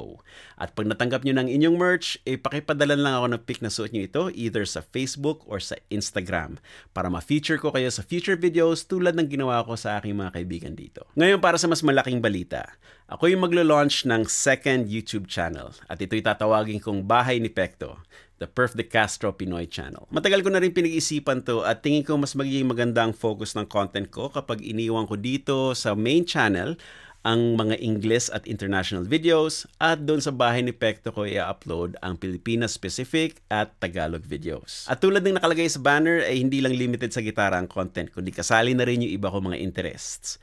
bisikleta, pagkain, at vlogs. Kasalukuyan ko nililipat ang mga Tagalog videos ko dun sa bahay ni Pekto at simula next month ay dun na rin i-release ang mga Pinoy episodes ng Perf Talk. Kaya i-click ang card sa itaas para pumunta sa bahay ko at mag-subscribe. Huwag kalimutang bagtingin ang malit na kampanilya. Ngayon balik na tayo sa Perf Talk. Tapos ano yung mga effects mo nun? Nung nagsimula ako, mga effects ko, yung ganun din, kung knock-off lang yung gitara mo, di knock-off lang yung effects mo. Meron akong Denyo na parang DS1. Yan, meron ako no. Oo. Tapos dahil sa Silverchair na introduce ako sa Phaser. Bumili ako ng Denyo din na Phaser kasi 1.5 lang yun eh. Tapos eto baka mabash ako dito o baka magalit yung mga fans namin. Nung high school ako, nung 4th year, uso nun yung mag-uuwi ka ng memorabilia. Uso yun nung panahon namin na meron akong classmate, nag-uwi siya ng yung wall clock sa school, yung malaki. Inuwi niya. Yung isa kong classmate, nag-uwi siya ng fire extinguisher, ganon. Ang inuwi ko, pumunta ako sa music room. Kinuha ko yung isang chorus doon. Kumuha ko, Arion ata, ang tatak, di ko kumahan. Chorus, inuwi ko. Wala namang gumagamit kasi basically, yung sa music room, pang orchestra yun eh. Walang nag-electric nun eh. Inuwi ko. So, yun ang rig ko nun. Meron akong parang distortion, may chorus ako, tsaka phaser. Eventually, year after year, I remember the first time akong bumili talaga. Yung parang naglakas loob ako na, anong gusto nyong pagawa sa akin itong summer na to? Kasi pagtatrabahoan ko para baka pwede ako pabili ng totoong effects boss, ganyan, mga ganyan. Yun, ang una ko talagang, hindi ko tinanggal yung chorus, tsaka yung phaser. Tinanggal ko lang yung DS1 na peke. Bumili ako ng turbo distortion. Yun. Tapos, doon na. Yun actually doon ako pumunta. Hindi ako nag-aral ng skala. Inaral ko paano magbutingting ng effects tsaka patunog. Hand in hand sa pagsulat. Paanong order mo nun? Nung panahon na yun, ang naalala ko, gitara, distortion, phaser, chorus. Kasi yung chorus noon, yung Arion, alam ko, pwede akong i-research ko ulit, naka-stereo. Stereo. So, pwede akong mag-dual amp kasi isa lang ako eh. Lahat yan, natutunan ko lang kasi Guitar World. Ang nangyari kasi, alam mo, advice ko din sa mga tao, ewan ko siguro sa panahon ngayon kasi syempre meron na access sa internet. Nung panahon natin, sir, kasi wala, sariling diskarte eh. Nanay ko, merong subscription sa Bufini. Basta yung panahon na may Bufini. Sa mga magazine, pwede mong sulat kung ano. Nanay ko, dinulat doon yung mga pang-gossip, yung mga ganyan. Ako, nalagay ko Guitar World. Yon. So, I remember the first Guitar World na nakuha ko, ang cover ay si Pumpkins nata. Sila dalawa, nung yung Melancholy na album. Yan, yun yung sila yung cover nun. Yun na. Buwan-buwan, panalo. Ang dami ko natutunan. So ang chorus pala ni ganito, ganyan pala dapat. Ganyan. So, itong brand na to, so, pucha, mahal. Para ganun. So, I had to work hard for it. So, yun na. Doon na nagsimula yung ganun. Yung parang interest ko. Anong pedal yung binili mo kasabay ng Squier? Medyo nag-splurge ako nun. Doon ko na-discover si Audiophile. Alam mo yun? May rat pala dito. Bili ako rat. Meron rin silang Sovtech na Big Muff. Yun yung vital ko. Ginawa ko, binenta ko yung turbo distortion, nabili ko yung rat tsaka yung Big Muff, tapos binenta ko rin yung mga peke kong pedal. Kasi yun yung panahon natin, parang yun yung para maka-acquire ka ng bagong gear, benta ka muna ng sayo. Para siyang paikot pera eh. Bili ako ng RV3, Boss RV3, tapos Electro Harmonic Small Clone. So that was my rig for a good 2 to 3 years mula 2003 to 5 ganyan. Laging RV3 delay reverb, small clone chorus, Boss PH2. Nagpapalit lang ako depende kung anong trip ko yung araw na yun. Turbo Rat or Big Muff na Russian Sovtech. Alam mo yung mga Big Muff sa audiophile, matagal na yung stock dun. Yun, alam mo yung Nung time na una ko nakitang, as in bagong nilagay sa stante yun, wala pa River Maya nun. Grabe, ganun katagal? Oo. Grabe. Walang pumapansin. Kasi nakikita nila, ba't ang laki-laking pedal Oo. yan? Tapos, nung time na yun, ang hinahanap namin, yung mabigat na tunog, di ba? Metallica or Soundgarden, o ganun. Wala pang nakakaintindi masyado nung time na yun kung anong gamit ng fuzz. Actually, ako din hindi. Wala akong alam. Alam mo kung ba't yun na binili ko, sir? Sa Guitar World, meron doon in-interview si Butch Vig, what did Nirvana use? Tapos sabi ni Butch Vig, for lithium, Kurt used a Big Muff on a Fender Bassman. O, edi ano ba mas mura, di ba? Fender Bassman o yung Big Muff, sabi ko. Sige, hanap ako Big Muff. Tapos, on this song, he used the Rat, ganyan. So, yun, naging yun. Yun yung kahit di ko alam ang purpose, kari ko tagad, I rarely read the manual. Basta pagka kuha mo, ano. Tapos, ang hirap pa nun, alam mo kung anong mahirap nun? Wala akong power supply. Ubus ang lahi sa... Ubus ang lahi sa baterya. Lagi kang bili ng bili. Punta ka ng meron na akong kaibigan nun na parang siya yung naging ano, ang maganda dito, siya yung parang roadie ko nun or parang tech ko nun. Eventually, siya yung naging manager namin ngayon. Alam mo yung ganung storya. Sinasabi ko sa kanila lagi, pare, takbo ka ng 7-Eleven, bilang mo ko na energizer, naubusan ng baterya. Kasi lahat yun, di baterya eh. Ang pedal board ko nun, literal board ng kahoy eh.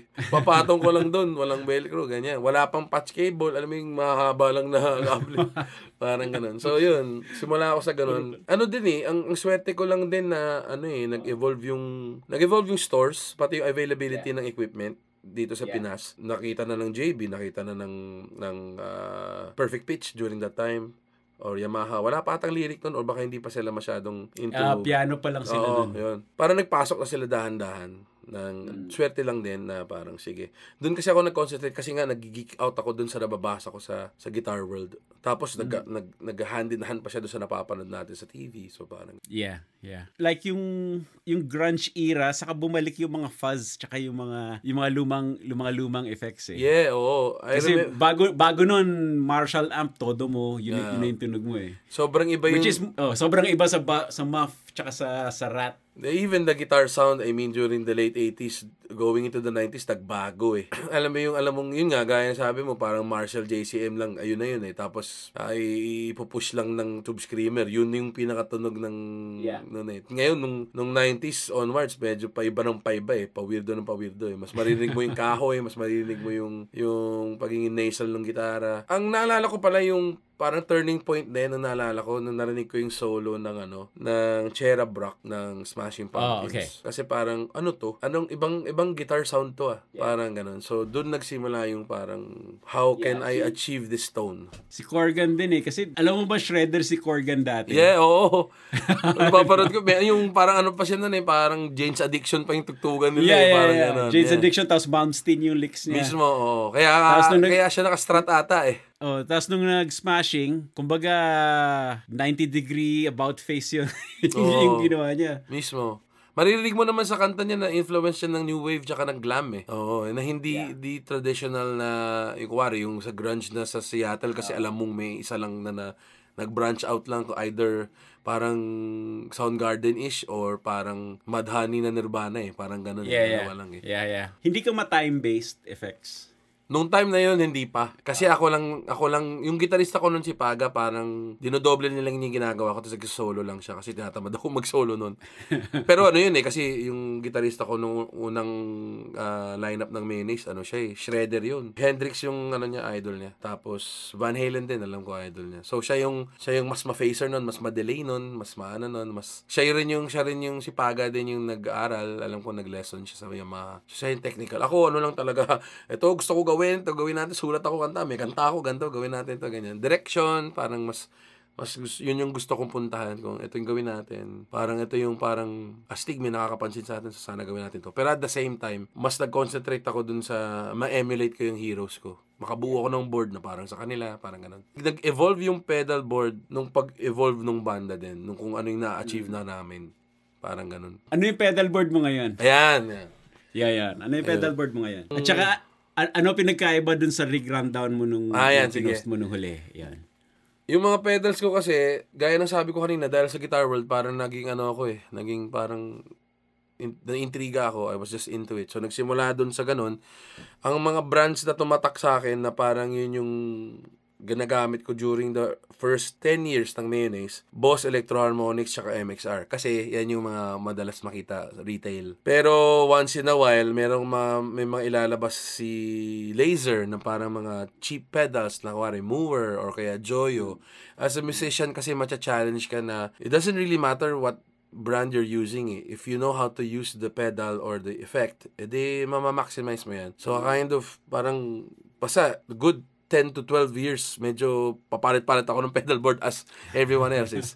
So ganun, nag-evolve siya dahil nagkaroon ng isang music store dito sa Pilipinas. Ang pangalan niya si Rockstar Manila. Noong mga 2015, si Rockstar Manila siya nag-carry bigla ng mga boutique pedals na even I didn't know. So, hindi ko kilala sina Caroline Co., sina Walrus Audio, Earthquaker Devices, sila, yung mga ganyan, yung mga Death by Audio, tama ba? May mga ganun siya. Death by Audio, yeah. Pinasok niya, pero ano kasi lang siya maliit lang siya. Hindi siya kasing laki ni GC Rockboard ngayon, di ba? So, parang simula siya ng ganun lang. When you're ready for new pedal day, use discount code GCPerf10 at gcrockboard.com to get 10% off your entire order. You can use the code multiple times and there is no expiration date. Enjoy. Naintriga ako doon sa Earthquaker Devices kasi ang una kong nagamit, Rainbow Machine. Sabi ko, ano kaya to? Tapos nung pinahinggan ko, para siyang para siyang polyphonic na I don't know what it is and what's the purpose. Basta magtutunog Mario. Parang Mario yung tunog niya. If ever lang na maspatan mo yung decal or yung details dun sa pedals ng Earthquaker Devices, very reminiscent of Melancholy in the Infinite Sadness. Doon pumasok sa, parang, cute ah. Parang medyo nandun na kasi ako sa point ng buhay ko na parang, if it looks good, it might sound good. Parang ganun. Yeah. So, experiment ko siya. Parang on a whim lang. Sige, sabi ko kay Jake, sige, bilhin ko to. Kahit di ko alam kung anong purpose ito. Tapos, uwi ako sa bahay, di ko binasa yung manual. Ako, hindi na talaga ako nagbabasa ng manual. Pero tunog ko, nakahanap ako ng chorus effect na parang, okay, this is workable. So, doon nag-start. If I can make this crazy pedal sound normal, let's try to experiment. It took me a couple of years bago pa nakabuo na Earthquaker Devices talaga. So, yung nagsimula ako, ang pedal board ko lang noon, iba-iba pa, may multi-brand pa noon. Nagsimula noong 2017 yung idea na kung isang brand lang ng pedal ang gagamitin mo sa buong buhay mo, ang laki ng matitipid mo. 'Di ba? Kasi, para sa lahat ng mga nanonood ng mga musikero dyan o mahilig sa pedal, taon-taon may NAM. Taon-taon, lahat ng brand nasa NAM, maglalabas ng bago nilang pedal. Boss, MXR, Electro Harmonics, Earthquaker Devices, Strymon, lahat yan maglalabas ng bago. Sabi ko, di ko na kaya. Mag 20 years na akong bili ng effects. Nauubos na. I mean, nagka-pandemya pa. So, sabi ko sa sarili ko, if I can build the pedal board na panay Earthquaker Devices lang, that's doable. So, nag-start ako, delay lang. Avalanche Run na delay. Parang may top tempo yun eh. Avalanche Run. Meron ako noon na Dunes. Parang overdrive yun eh. Meron akong yung Rainbow Machine. Tapos meron akong Nightwire na para siyang tremolo na phaser din. Yun na yun. Just tuner. Workable na yun sa Mayonnaise nung panahon na yun. So basically parang delay, OD, chorus, tsaka parang phaser tremolo. And then a tuner. And then yun na. Parang for some reason, nung 2017, when we celebrated our 15th anniversary of the band, parang dun, di ko rin maintindihan bakit eh. Parang biglang umakyat yung estado ng banda. I mean, the gigs were doubling. Probably because some of our contemporaries nagpahinga muna eh. Kasi I remember, yun nga, may mga iba. Siyempre, pag tumatanda tayo, hindi naman lahat ng banda kaya. Alam mo yun? Tuloy-tuloy. Oo. So kami, siguro para kaming, nandyan lang kami. So, game lang kami lagi. So, na-appreciate ng tao bigla. Nagkaroon kami ng resurgence ng mga tao na nanonood at nakikinig sa amin bigla. Na hindi ko pa rin maintindihan. Yun nga, kaya nga di ako makagulat na most requested. Hindi nga ako, ay mag-guitar geek pero kumaga parang, nahihiya ako eh. Nahihiya ako pagdating sa usapang kaya sa Pedalboard PH, nahihiya ako mag-share dun. Hindi ako masyadong ma-technical eh. Basta pag nakita ko lang, gusto ko. Yun, nag-evolve na yun. Nung dumadami gigs, I took advantage of the traveling. Dumadami gigs, may gig kami sa US. So, nag-East Coast kami. Yun, pucha, Sam Ash. Ang ginagawa ko, boss, pupunta ako ng music store, hanap ako used. Yeah, kasi ang dami dyan eh. Ang dami dyang gold mine eh. Nakabili ako ng reverb. Afterneath na reverb for $99. Yeah. Dahil lang kulang ng isang knob. Yeah. Parang ganon. Ang retail nun parang nasa almost 300. So parang ganon. Yeah. Bumuo ko ng tapos talagang dinahandaan kong tanggalin yung hindi earthquaker, tapos earthquaker lang ituloy ko. Na nakakatuwa naman, wala lang, hindi ko maintindihan bakit. Siguro tinag ko lang sa Instagram. Bigla akong minessage. Tapos ginawa akong part ng nila, parang roster nila or parang hindi ko alam kung tawag nila doon. Yeah. So doon na napadali na lahat. Parang si Anna, she would email me about new stuff, yan, mga discounts, ganyan. And I would purchase, and then bigay pa nga sila ng 3 na pedal. Doon na nabuo yung board ko talaga na Earthquaker devices lang lahat. Yun yung pinopost ko ngayon. Ano yung tremolo ng EQD? Yung kulay... Hummingbird. Yan, Hummingbird. Ayan, Yan, nagkaroon din ako nun. Yeah. Ang natuwa kasi ako sa story ng Earthquaker devices actually pareho sila ni JHS. Pareho sila na yung parang builders lang sila tapos eventually lumaki because of because alam ko ang story ng Earthquaker kasi tropa niya si The Black Keys Ginawa niya ng hoof. Ginawa niya ng hoof, 'di ba? So yun. It started from there and I appreciate that kind of story like small becomes big, alam mo yung mga ganong story. Grassroots kwento mo rin yun Yeah. Yun parang kwento ng banda mo yan Mismo. Parang lang din, nakakatuwa kasi parang tsaka handmade alam mo yun. Yeah. Yung may tsaka in fairness, yung mga mabibilang ko yung pedal ko na bumigay. Siguro out of the many EQD pedals na na-acquire ko, 2 lang yung nag-act up. Tapos yun, parang alam ko, lifetime warranty yun. Hindi ko lang kinukulit, nahihiya ako I-Englishin ko kasi sir Pero sobrang bait nila. No, mabait yan. Kasi yung yung rig rundown ko, kung napanood mo, Tagalog yun Wala ngang subs yun Kaya nagulat ako na napansin nila. Hindi, nakita din nila yung views nun kasi yung engagement Yeah. May market pala tayo sa Pinas. Yeah. Actually, doon ako natuwa dahil pinasok talaga ni GC Rockboard. Kasi nawala Noong 2017, yun pa pala, nakalimutan ko sa kwento. Nagsara kasi yun si Rockstar Manila. So, binenta niya ng sobrang mura yung mga Earthquaker devices niya. Kaya ako naka-acquire. Yun. Buti, nung nagka-GC Rockboard, yun, nagkaroon na ng marami. So, every time na may nagtatanong sa akin, saan ako pwede kumuha? Sabi ko, dito ako na kumuha. This is Pilipinas na. Yeah, exactly. Kasi yung may shipping pa, may customs pa, kung ano pang kailangan isipin. Yeah. So, shout out, GC Rockboard. Yep. If you're enjoying this video, please give it a thumbs up hit that subscribe button, and ring that bell. Ang pinaka-difference ng board ko from the one I posted sa Rig Rundown. So, gitara, tuner, I have the Polytune 2 na black. Tapos, the Warden, it is a compression. Lang yan Gaya-gaya lang ako kasi nakita ko to kay Chon, yung bandang Chon. Chon, yeah. Nakaganyan siya. Pero for some reason, may point Para siyang, naalala niyo boss yung BBE stamp ba yun? BBE stamp ba yun? Yeah, Sonic Stamp. Sonic Stamp. Di ba? Para siyang pampaklaro lang ng tunog. Exciter. Yun. Parang ganun to Parang ganun si The Warden. Pasok siya sa mga drives. Meron akong Dunes. Basically, it's like a tube screamer na with additional modification. Nung bata ako, mahilig ako sa fuzz patanda na pahina na yung gain Lumilinis. Oo, lumilinis. Dati fuzz, tapos biglang nag-sans amp pa ako, tapos biglang, ito na, overdrive na lang. Tapos, after the Dunes, Plumes. Parang lighter version lang siya. Parang tube screamer din na light. And then, after the drives, mga modulation na, spatial delivery, para siyang envelope filter. Grand Orbiter, phaser. The Nightwire is still here. Yung sinabi ko kanina na parang phaser tremolo. The Rainbow Machine is still here, the original one. V1 yung mga to. Pag sinabi kong version 1, yung pag ginanon mo, may tunog pa. Click! Hindi yung parang ngayon na... Indie soft switch. Oo, na parang pa. Parang minsan nakakalimutan, nakapakan ko ba? Parang gano'n. After that is the Levitation, which is a whole or spring reverb siya. And then after that, Arrows, Clean Boost, and then Avalanche Run, delay with top tempo. Yun yung board ko ngayon. Nagkaroon din ako ng EQD dati Hoof fuzz. Yeah. Meron akong... Version 1. Yung Hoof Reaper kasi, yung Hoof pala, yun yung parang yun yung parang flagship pedal niya. flagship pedal, yung talagang makapal na fuzz. Ginaya lang niya yung Sovtech na muff or yung pop-up na muff. Kaya meron ako nung Hoof Reaper. Yan, kumuha ko nun. Marami akong, actually, konti na lang ngayon kasi nung nag-pandemic, binenta ko iba para pambili ng gatas. Pambili ng bigas. Gano'n naman, yun yung liquid assets natin. Yun yung investment natin tawag dito, ito yung mainboard ko pang live. Pero meron pa akong, may iba pa akong pedal. Kasi pagka online streaming, gumamit ako ng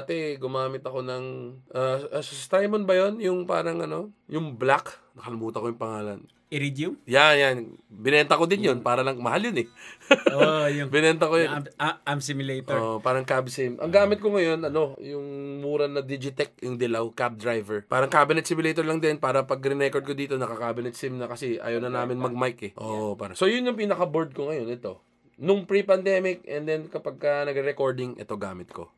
I remember yung story ng solo ng Jopay. Gumagawa ng mas slash na solo yung gitarista namin nun. Nag-CR siya, sabi ko ang producer namin nun si Sancho. Sanch, di ba may DD3 ka dyan? Sabi niya, oo. Sige, gawin mo i-YouTube mo nga. Sabi ko, ano mo nga, Streets Where Have No Name, parang gano'n. Introducing PerfTracks, my latest jam and lesson video bundles. Available now at perfectodecastro.com/perftracks. Check it out.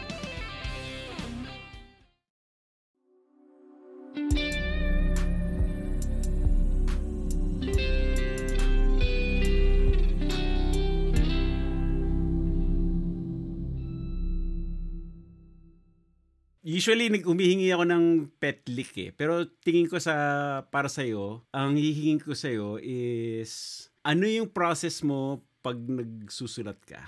Ano yung una mong nilalabas? Or meron ka bang set na process para, let's say, ngayong araw magsusulat ako ng kanta. Actually, wala. Akong gawin. Wala. No early days, nung wala pang Musiklaban, hindi nagbago kung paano ako magsulat doon tsaka kung paano ngayon. Kailangan may emosyon muna ako naramdaman. Gano'n man kababaw or kalalim yun. Wala lang. Basta gaya ng sabi ko kanina, I just have to have a guitar by my side every time. Kahit nasaan ako. Dati umabot pa sa point, sir, may gitara ako sa kotse, sa van.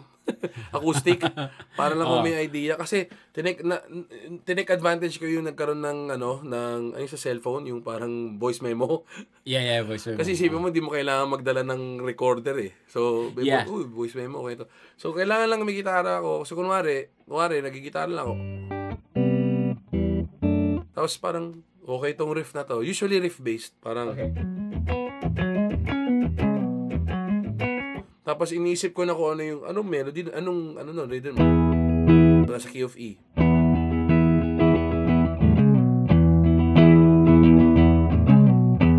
So parang iniisip ko lagi, very reminiscent of the 90s, iniisip ko lagi yung guitar duel ng rhythm tsaka yung parang Stone Gossard versus Mike McCready. Yung parang gano'n. Yeah. So parang gano'n. Tapos dadalhin ka na lang niya Kuwari kung E, so ano pwedeng pambale, pwedeng C sharp minor.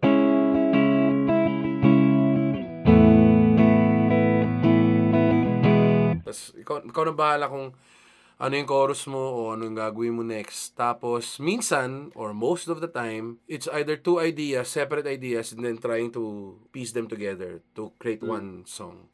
And then, last in line yung lyrics. Laging pag ako may nagawa ako. Pag may nagawa ako, tapos naging na siya, full song, demo. I-demo mo. Record ko yung basic tracks, ganyan. Maglagay lang ako ng guide drums kahit di naman talaga yun yung maging final. Tapos record ko, lagyan ko ng gibberish. Gano'n.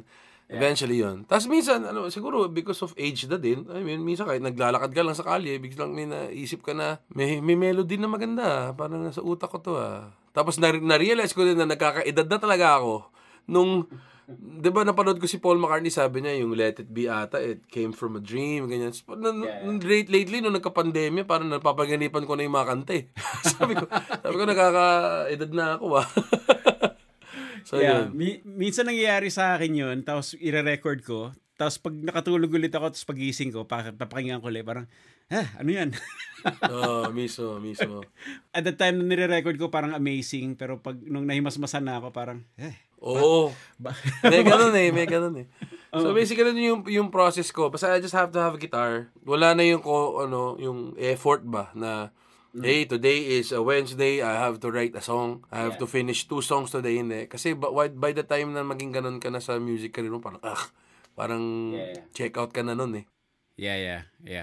Kung let's say, may ginawa ka sa video ni, sino yung composer? Si Junji? Oh, Junji Marcelo, yeah. Yung on the spot songwriting. Pag gano'n naman, ano yung approach mo?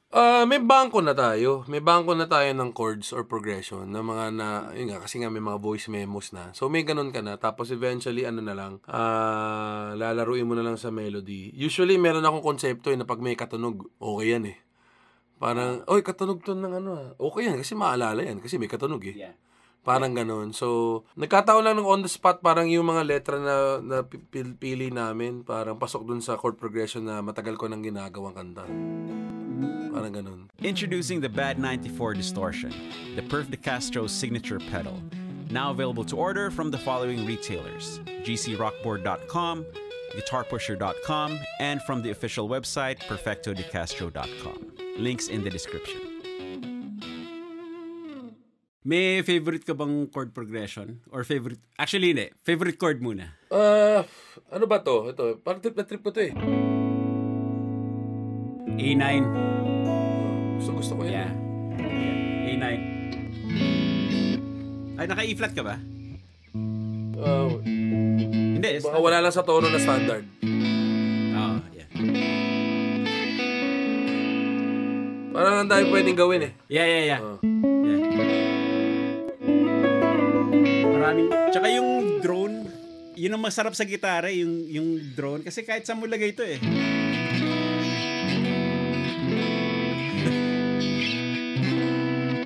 Kahit nga C sharp eh. Maganda rin. Gusto ko yun. Tsaka, kung petlik lang din, laging ganun.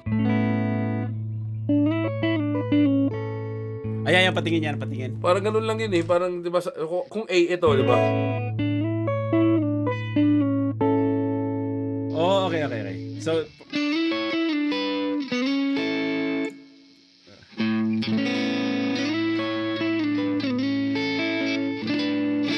yeah. Ganda yan. Oh, major, hindi ko alam kung anong tamang, basta major pentatonic ba yun? Parang ganun? Hindi ko alam. Yeah, ano ba to? Sixths. Actually, parang different version ng A yan eh. Parang A dito, at saka yung A dito. Yeah, yan. Yung petlik na yun, ginagawa ko lang yung lahat. So, kapag gaya ng sabi ko, kanina pa, ang na-figure out ko, kaya ako tumigil mag-scala. Unang-una, dahil di ko kaya. Pangalawa, na-figure out ko, limitless ang possibilities sa music, especially sa gitara, pero limitado yan, no? I mean, hindi naman contained. Mula dito lang yan, hanggang dito eh. So, kung nagawa mo sa A yun, pwede mo rin gawin sa E. Diba?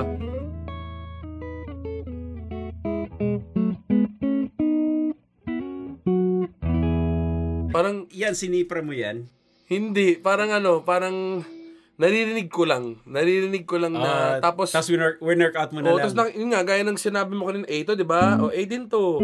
Parang, yun ang problema sa akin, nung natutunan ko yan nung high school, tumigil doon. Hindi ko na alam ang mga ganun, parang ganun. Basta alam ko lang na, kung ito A, ito din A. Tapos, ito din A. Ito din A. Yeah.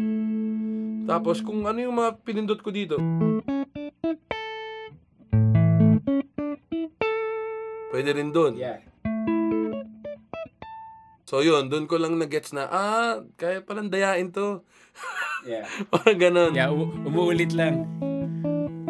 Nasa ano mo lang yun, sa feel mo. Kasi, yun nga, gaya ng sabi natin, di ba? Ang dami pwede mong gawin eh, kahit sa isang string lang eh. Si Dolores nga, di ba? Parang ganun lang eh. Komplikado pa kayong ginagawa mo. Isang daliri lang kanya. Tapos nung adlib mismo. Yung kamay niya, nakaganito pa eh. Oo. Napansin ko kasi yung mga solo ng mga paborito kong banda, very parang melodic eh, di ba?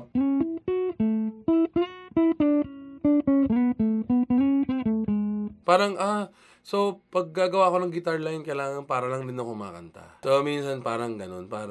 So, naiisip ko, parang, ang natutunan ko lang din sa mga, kunwari, kay Angie, natutunan ko lang yung, wag sa one. Diba, kunwari ang kanta. Kunwari ka, then, hindi dapat pwedeng, then. Yeah. Parang ganun, kumbaga parang, Wag simula lagi sa obvious. oo, yun, parang ganun. So, may saliwa. Kumusta mga kaibigan? Perf De Castro to at sana enjoy kayo dito sa episode ng Perf Talk. Break muna tayo saglit para sa ilang announcements. Unahin ko na yung malungkot na balita.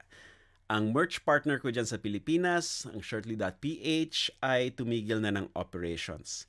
Reliable at supportive partner ko sila sa merch, ngunit sa kasamaang palad ay di nila kinaya ang economic impact ng pandemic. Habang naghahanap ako ng bagong merch partner, ay maaari pa rin kayong bumili ng PDC merch sa perfdecastro.myteespring.co. At pag natanggap nyo ng inyong merch, pakipadalan lang ako ng pic na suot nyo ito either sa Facebook or sa Instagram para ma-feature ko kayo sa future videos tulad ng ginawa ko sa aking mga kaibigan dito. Ngayon para sa mas malaking balita, ako yung maglo-launch ng second YouTube channel at ito'y tatawagin kong Bahay ni Pekto, the Perf De Castro Pinoy channel. Matagal ko na rin pinag-isipan to at tingin ko mas magiging maganda ang focus ng content ko kapag iniwan ko dito sa main channel ang mga English at international videos at doon sa Bahay ni Pekto ko i-upload ang Pilipinas-specific at Tagalog videos. At tulad ng nakalagay sa banner ay hindi lang limited sa gitara ang content kundi kasali na rin yung iba kong mga interests. Bisikleta, pagkain, at vlogs. Kasalukuyan ko nililipat ang mga Tagalog videos ko dun sa Bahay ni Pekto at simula next month ay dun na rin i-release ang mga Pinoy episodes ng Perf Talk. Kaya i-click ang card sa itaas para pumunta sa bahay ko at mag-subscribe. Huwag kalimutang bagtingin ang maliit na kampanilya. Ngayon balik na tayo sa Perf Talk. no, kaya rin ako na natutuwa naman din ako na napapansin ng mga tao yung pagmamahal ko sa gitara. Kasi sobrang mahal na mahal ko yung gitara, hindi ko siya tinitake for granted kasi naka-build ako ng career dito. Kumbaga parang hindi ko pwedeng hindi pa dumating sa buong buhay ko na tinamad akong humawak ng gitara. Parang gano'n. Kasi naalala ko, isabit ko lang doon sa kwento kanina ng 2019, ang ganda ng karera namin. And ng 2019, sa sobrang exhausted namin, nagkasakit ako eh. Na hindi ako nakapag-tour nung buong Christmas season dahil nagkaroon ako ng parang sugat sa ugat, sa vein, sa left leg. Oo. Oh, wow. Tapos, ang una kong inisip nun, alam mo, nung na-confine ako nun sabi ko, okay lang to. Is kasi if they would amputate my left leg, I can still play the guitar. Yeah. Diba? Tanggalin mo na lahat, wag lang yung dalawang kamay ko. Actually, alam mo ba si Les Paul na aksidente yun? Car-accident yun. Wow. Sira yung kamay niya. Okay. Sira ito. Ang ginawa niya, sabi niya sa doktor, iset mo yung kamay ko na nakaganyan lagi. Para nakagitara. Para pwede pa rin ako maggitara. Ang galing. So, lagi nakaganito siya. Pero yung kamay niya, hindi niya na nagaganon. Wow, grabe. Hindi ko alam yun. Oh, ganun. Ganon, si Les Paul, the godfather of us all. Yes. Kaya parang ako sinusubukan kong gawin lahat ng impormasyon na natutunan ko. Kasi gaya ng sabi ko kanina, una kong tinugtog, 'di ba? Big Me pati Champagne Supernova. Doon ko na nakuha yun yung parang 'di ba yun? 'Di ba yun yung linya niya? Tapos nung natutunan ko yung lick na yun, so if you can do that sa A, di kung G, bababa mo lang. Diba? Yeah. Doon nagsimula yun na, kapa ka lang ng kapa, aral ka lang ng aral. Aral ka lang ng aral. Kuwari, linya ni John Mayer dun siya, diba?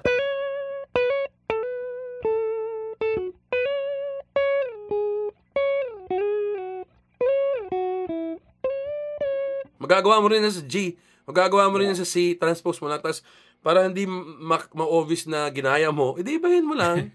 Kasi pagkapahinggan mo rin sila, pag narinig mo rin sila magsalita, yung mga gitarista, sasabihin lang rin nila na-inspire lang din sila sa isang bagay na ginawa na pinanggalingang iba. Oo, mismo, yun lang din yun. So kaya ako sobrang, di ma-inspired, pero kumaga parang blown away ako sa magic ng gitara kasi it can uplift you Alam mo yun? By just playing the guitar. I mean, kaya tayo siguro di maintindihan ng iba, pero pag meron kang padating na unboxing na gitara, parang, iba yan Iba yung happiness na nabibigay nun eh. Oh, New Gear Day is best day. Yes. Tsaka it's something that's very pure. It's not for business or for monetization purposes. The joy, the enjoyment of acquiring a guitar that you just want to play, ang sarap. Nalilimita lang ako ngayon dahil sa pandemic, ayoko lang masyadong, kasi marami naghihirap, tapos, alam mo yun, di ba, nakakaya din minsan na magpakita na, ito, nakakabili ka pa rin, may mga kaibigan tayo na naghihingalo, alam mo yun, so yun. Sinasabi mo hindi ka nag-i-scale, pero yung lapat ng kamay mo, ang ganda eh. Oh? Hindi yung... Salamat. Kasi hindi yung may makikita kang players na sinasabi nilang self-taught, pero halata mong self-taught sila. Kasi may sariling silang unorthodox yung hawak, unorthodox yung pagtugtog. Yung lapat ng kamay mo, maganda eh. May may gaya ng kwento ko kanina, 'di ba, napanood ko si Cobain kasi kaharap ko lang eh. So, nakikita ko parang ganyan nga siya mag-barchord eh. So, ginaya ko din. Ganyan. Tapos si Billy Corgan, pagka nag-octave siya, nakaparang bad sign eh. Ganun eh. So, kung ano na nakikita ko, na-apply ko lang, nakita ko ganito, mag-bend yung parang sinusubukan ko ganyan. Pero practical ako. Hindi ko pipilitin kung nahihirapan ako. Kasi kunwari, F. Diba, may mga ibang nag-F ganyan eh. Iba nga ganyan eh, 'di ba? Nakasampa dito. Kung hindi ko naman kailangan gawin 'yun kung kung may bahis na naman eh. Alam mo 'yun? So, practical lang. So, kung tingin mo parang damit eh. Ang damit kasi di porket sinuot ng iba bagay sa iyo eh. Kung kaya mong tugtugin na hindi ka nahirap. Kuwari, ibang tao pwedeng middle finger din. Ako, komportable ako ng pinky. Okay. Parang ganun. Tapos maririnig mo naman eh. Uy, ang sweet ang sarap na. Parang okay yun. Parang ganun. Meron bang time minsan na gusto mo lang tumugtog lang ng single lines? Single notes lang? Imbes na chords? Palagi, kunwari, nanood ka ng isang jam online. Nakanood ka ng lumang Pearl Jam na nag-solo-solo lang sila, ganyan. Parang gusto mo lang din. Tapos, pero pag nag-jamming na kayo ng banda mo, parang, hindi eh. Meron kami mga covers eh, yung mga Throwback Thursday na covers namin na scrap eh. Alam mo, tinugtog namin dito, so parang masaya naman kami nung tinugtog namin, tapos pinakinggan ko sa mixing, parang sabi ko, hindi hindi tayo to. Wag natin ilabas kung gano'n din. So, hindi, malay mo, para maiba. Lang din talaga, parang number one for me is comfortability. Kapag komportable ka dun sa ginagawa mo, ba't hindi? Maraming times na I wish kaya ko sana mag-sweep picking, yung mga ganun. Pero kung hindi mo kaya, hindi naman rin masama yun.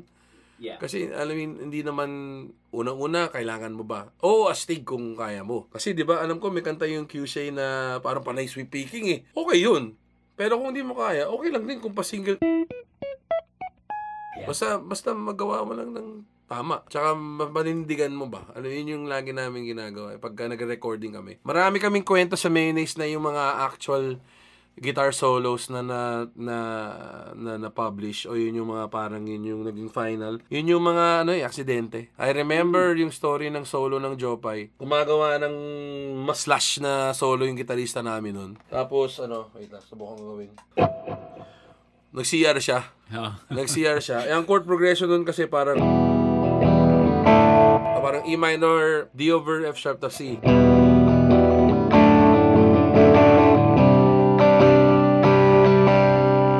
Ganon yung chord progression nun. So, yung ginawa niya, mga ganon yung ginawa niya. Tapos, nung nag-CR siya, sabi ko ang producer namin nun, si Sancho, sabi ko, Sanch, di ba may DD3 ka dyan? Sabi niya, oo. Sige, gawin mo nga, i-YouTube mo nga. Sabi ko, mo nga, Streets Where Have No Name, parang ganon. So, yun, doon nagsimula kinuha ko lang yung gitara ng gitarista ko, tinugtog ko lang.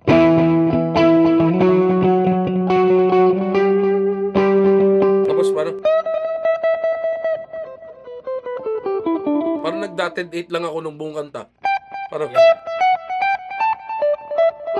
Parang ganun lang yung naging solo nun. Tapos pagdating niya, okay na yan. Yun na yun. Yun.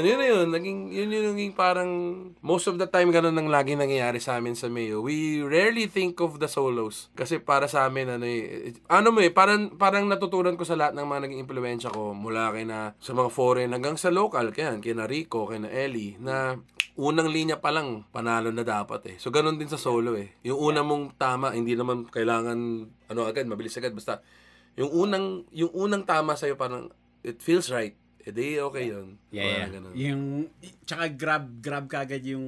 Attention. Grab attention, di ba?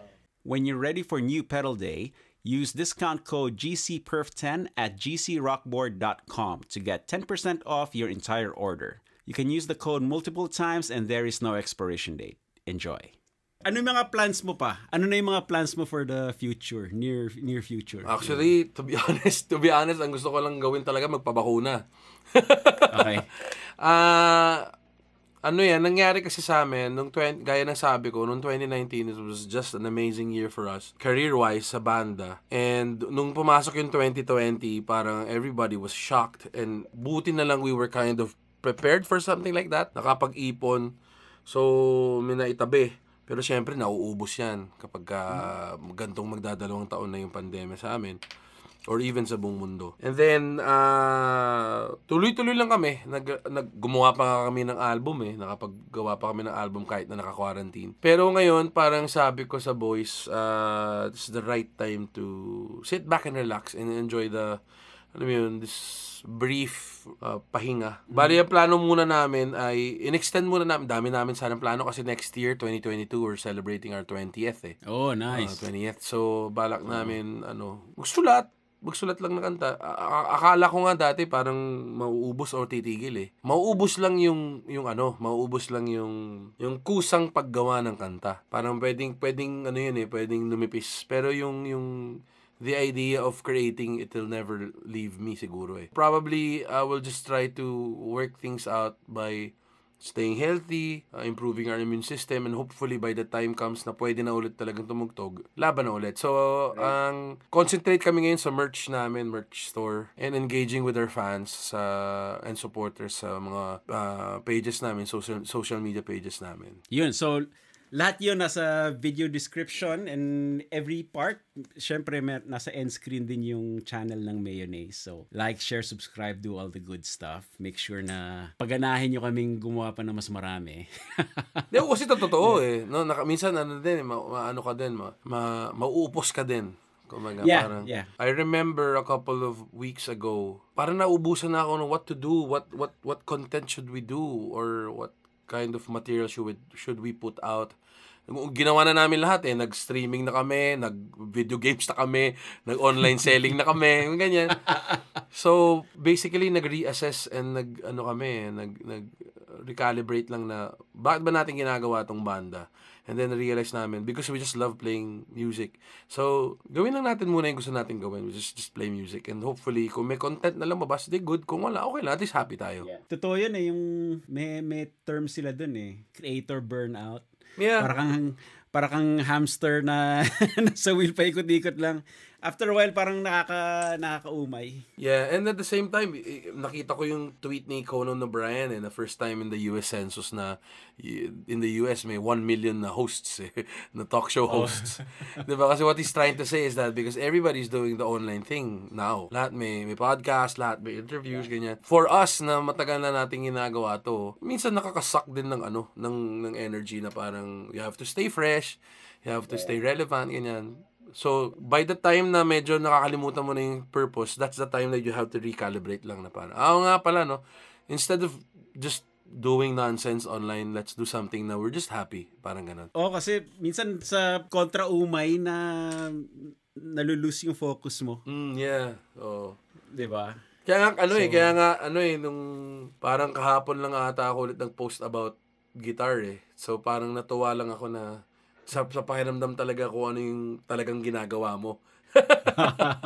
Nice. So, alam mo yun. If you're enjoying this video, please give it a thumbs up like, hit that subscribe button, and ring that bell. Yun, we'll wrap this up here. Well, ako nakabakuna na ako, pero bawal, hindi pa rin nakakalabas. Yeah. Hindi Actually, pa rin nakakalabas, limited pa rin eh. Ang sinabi sa akin nung friend ko na lagi nasa LA din. LA kayo, sir, di ba?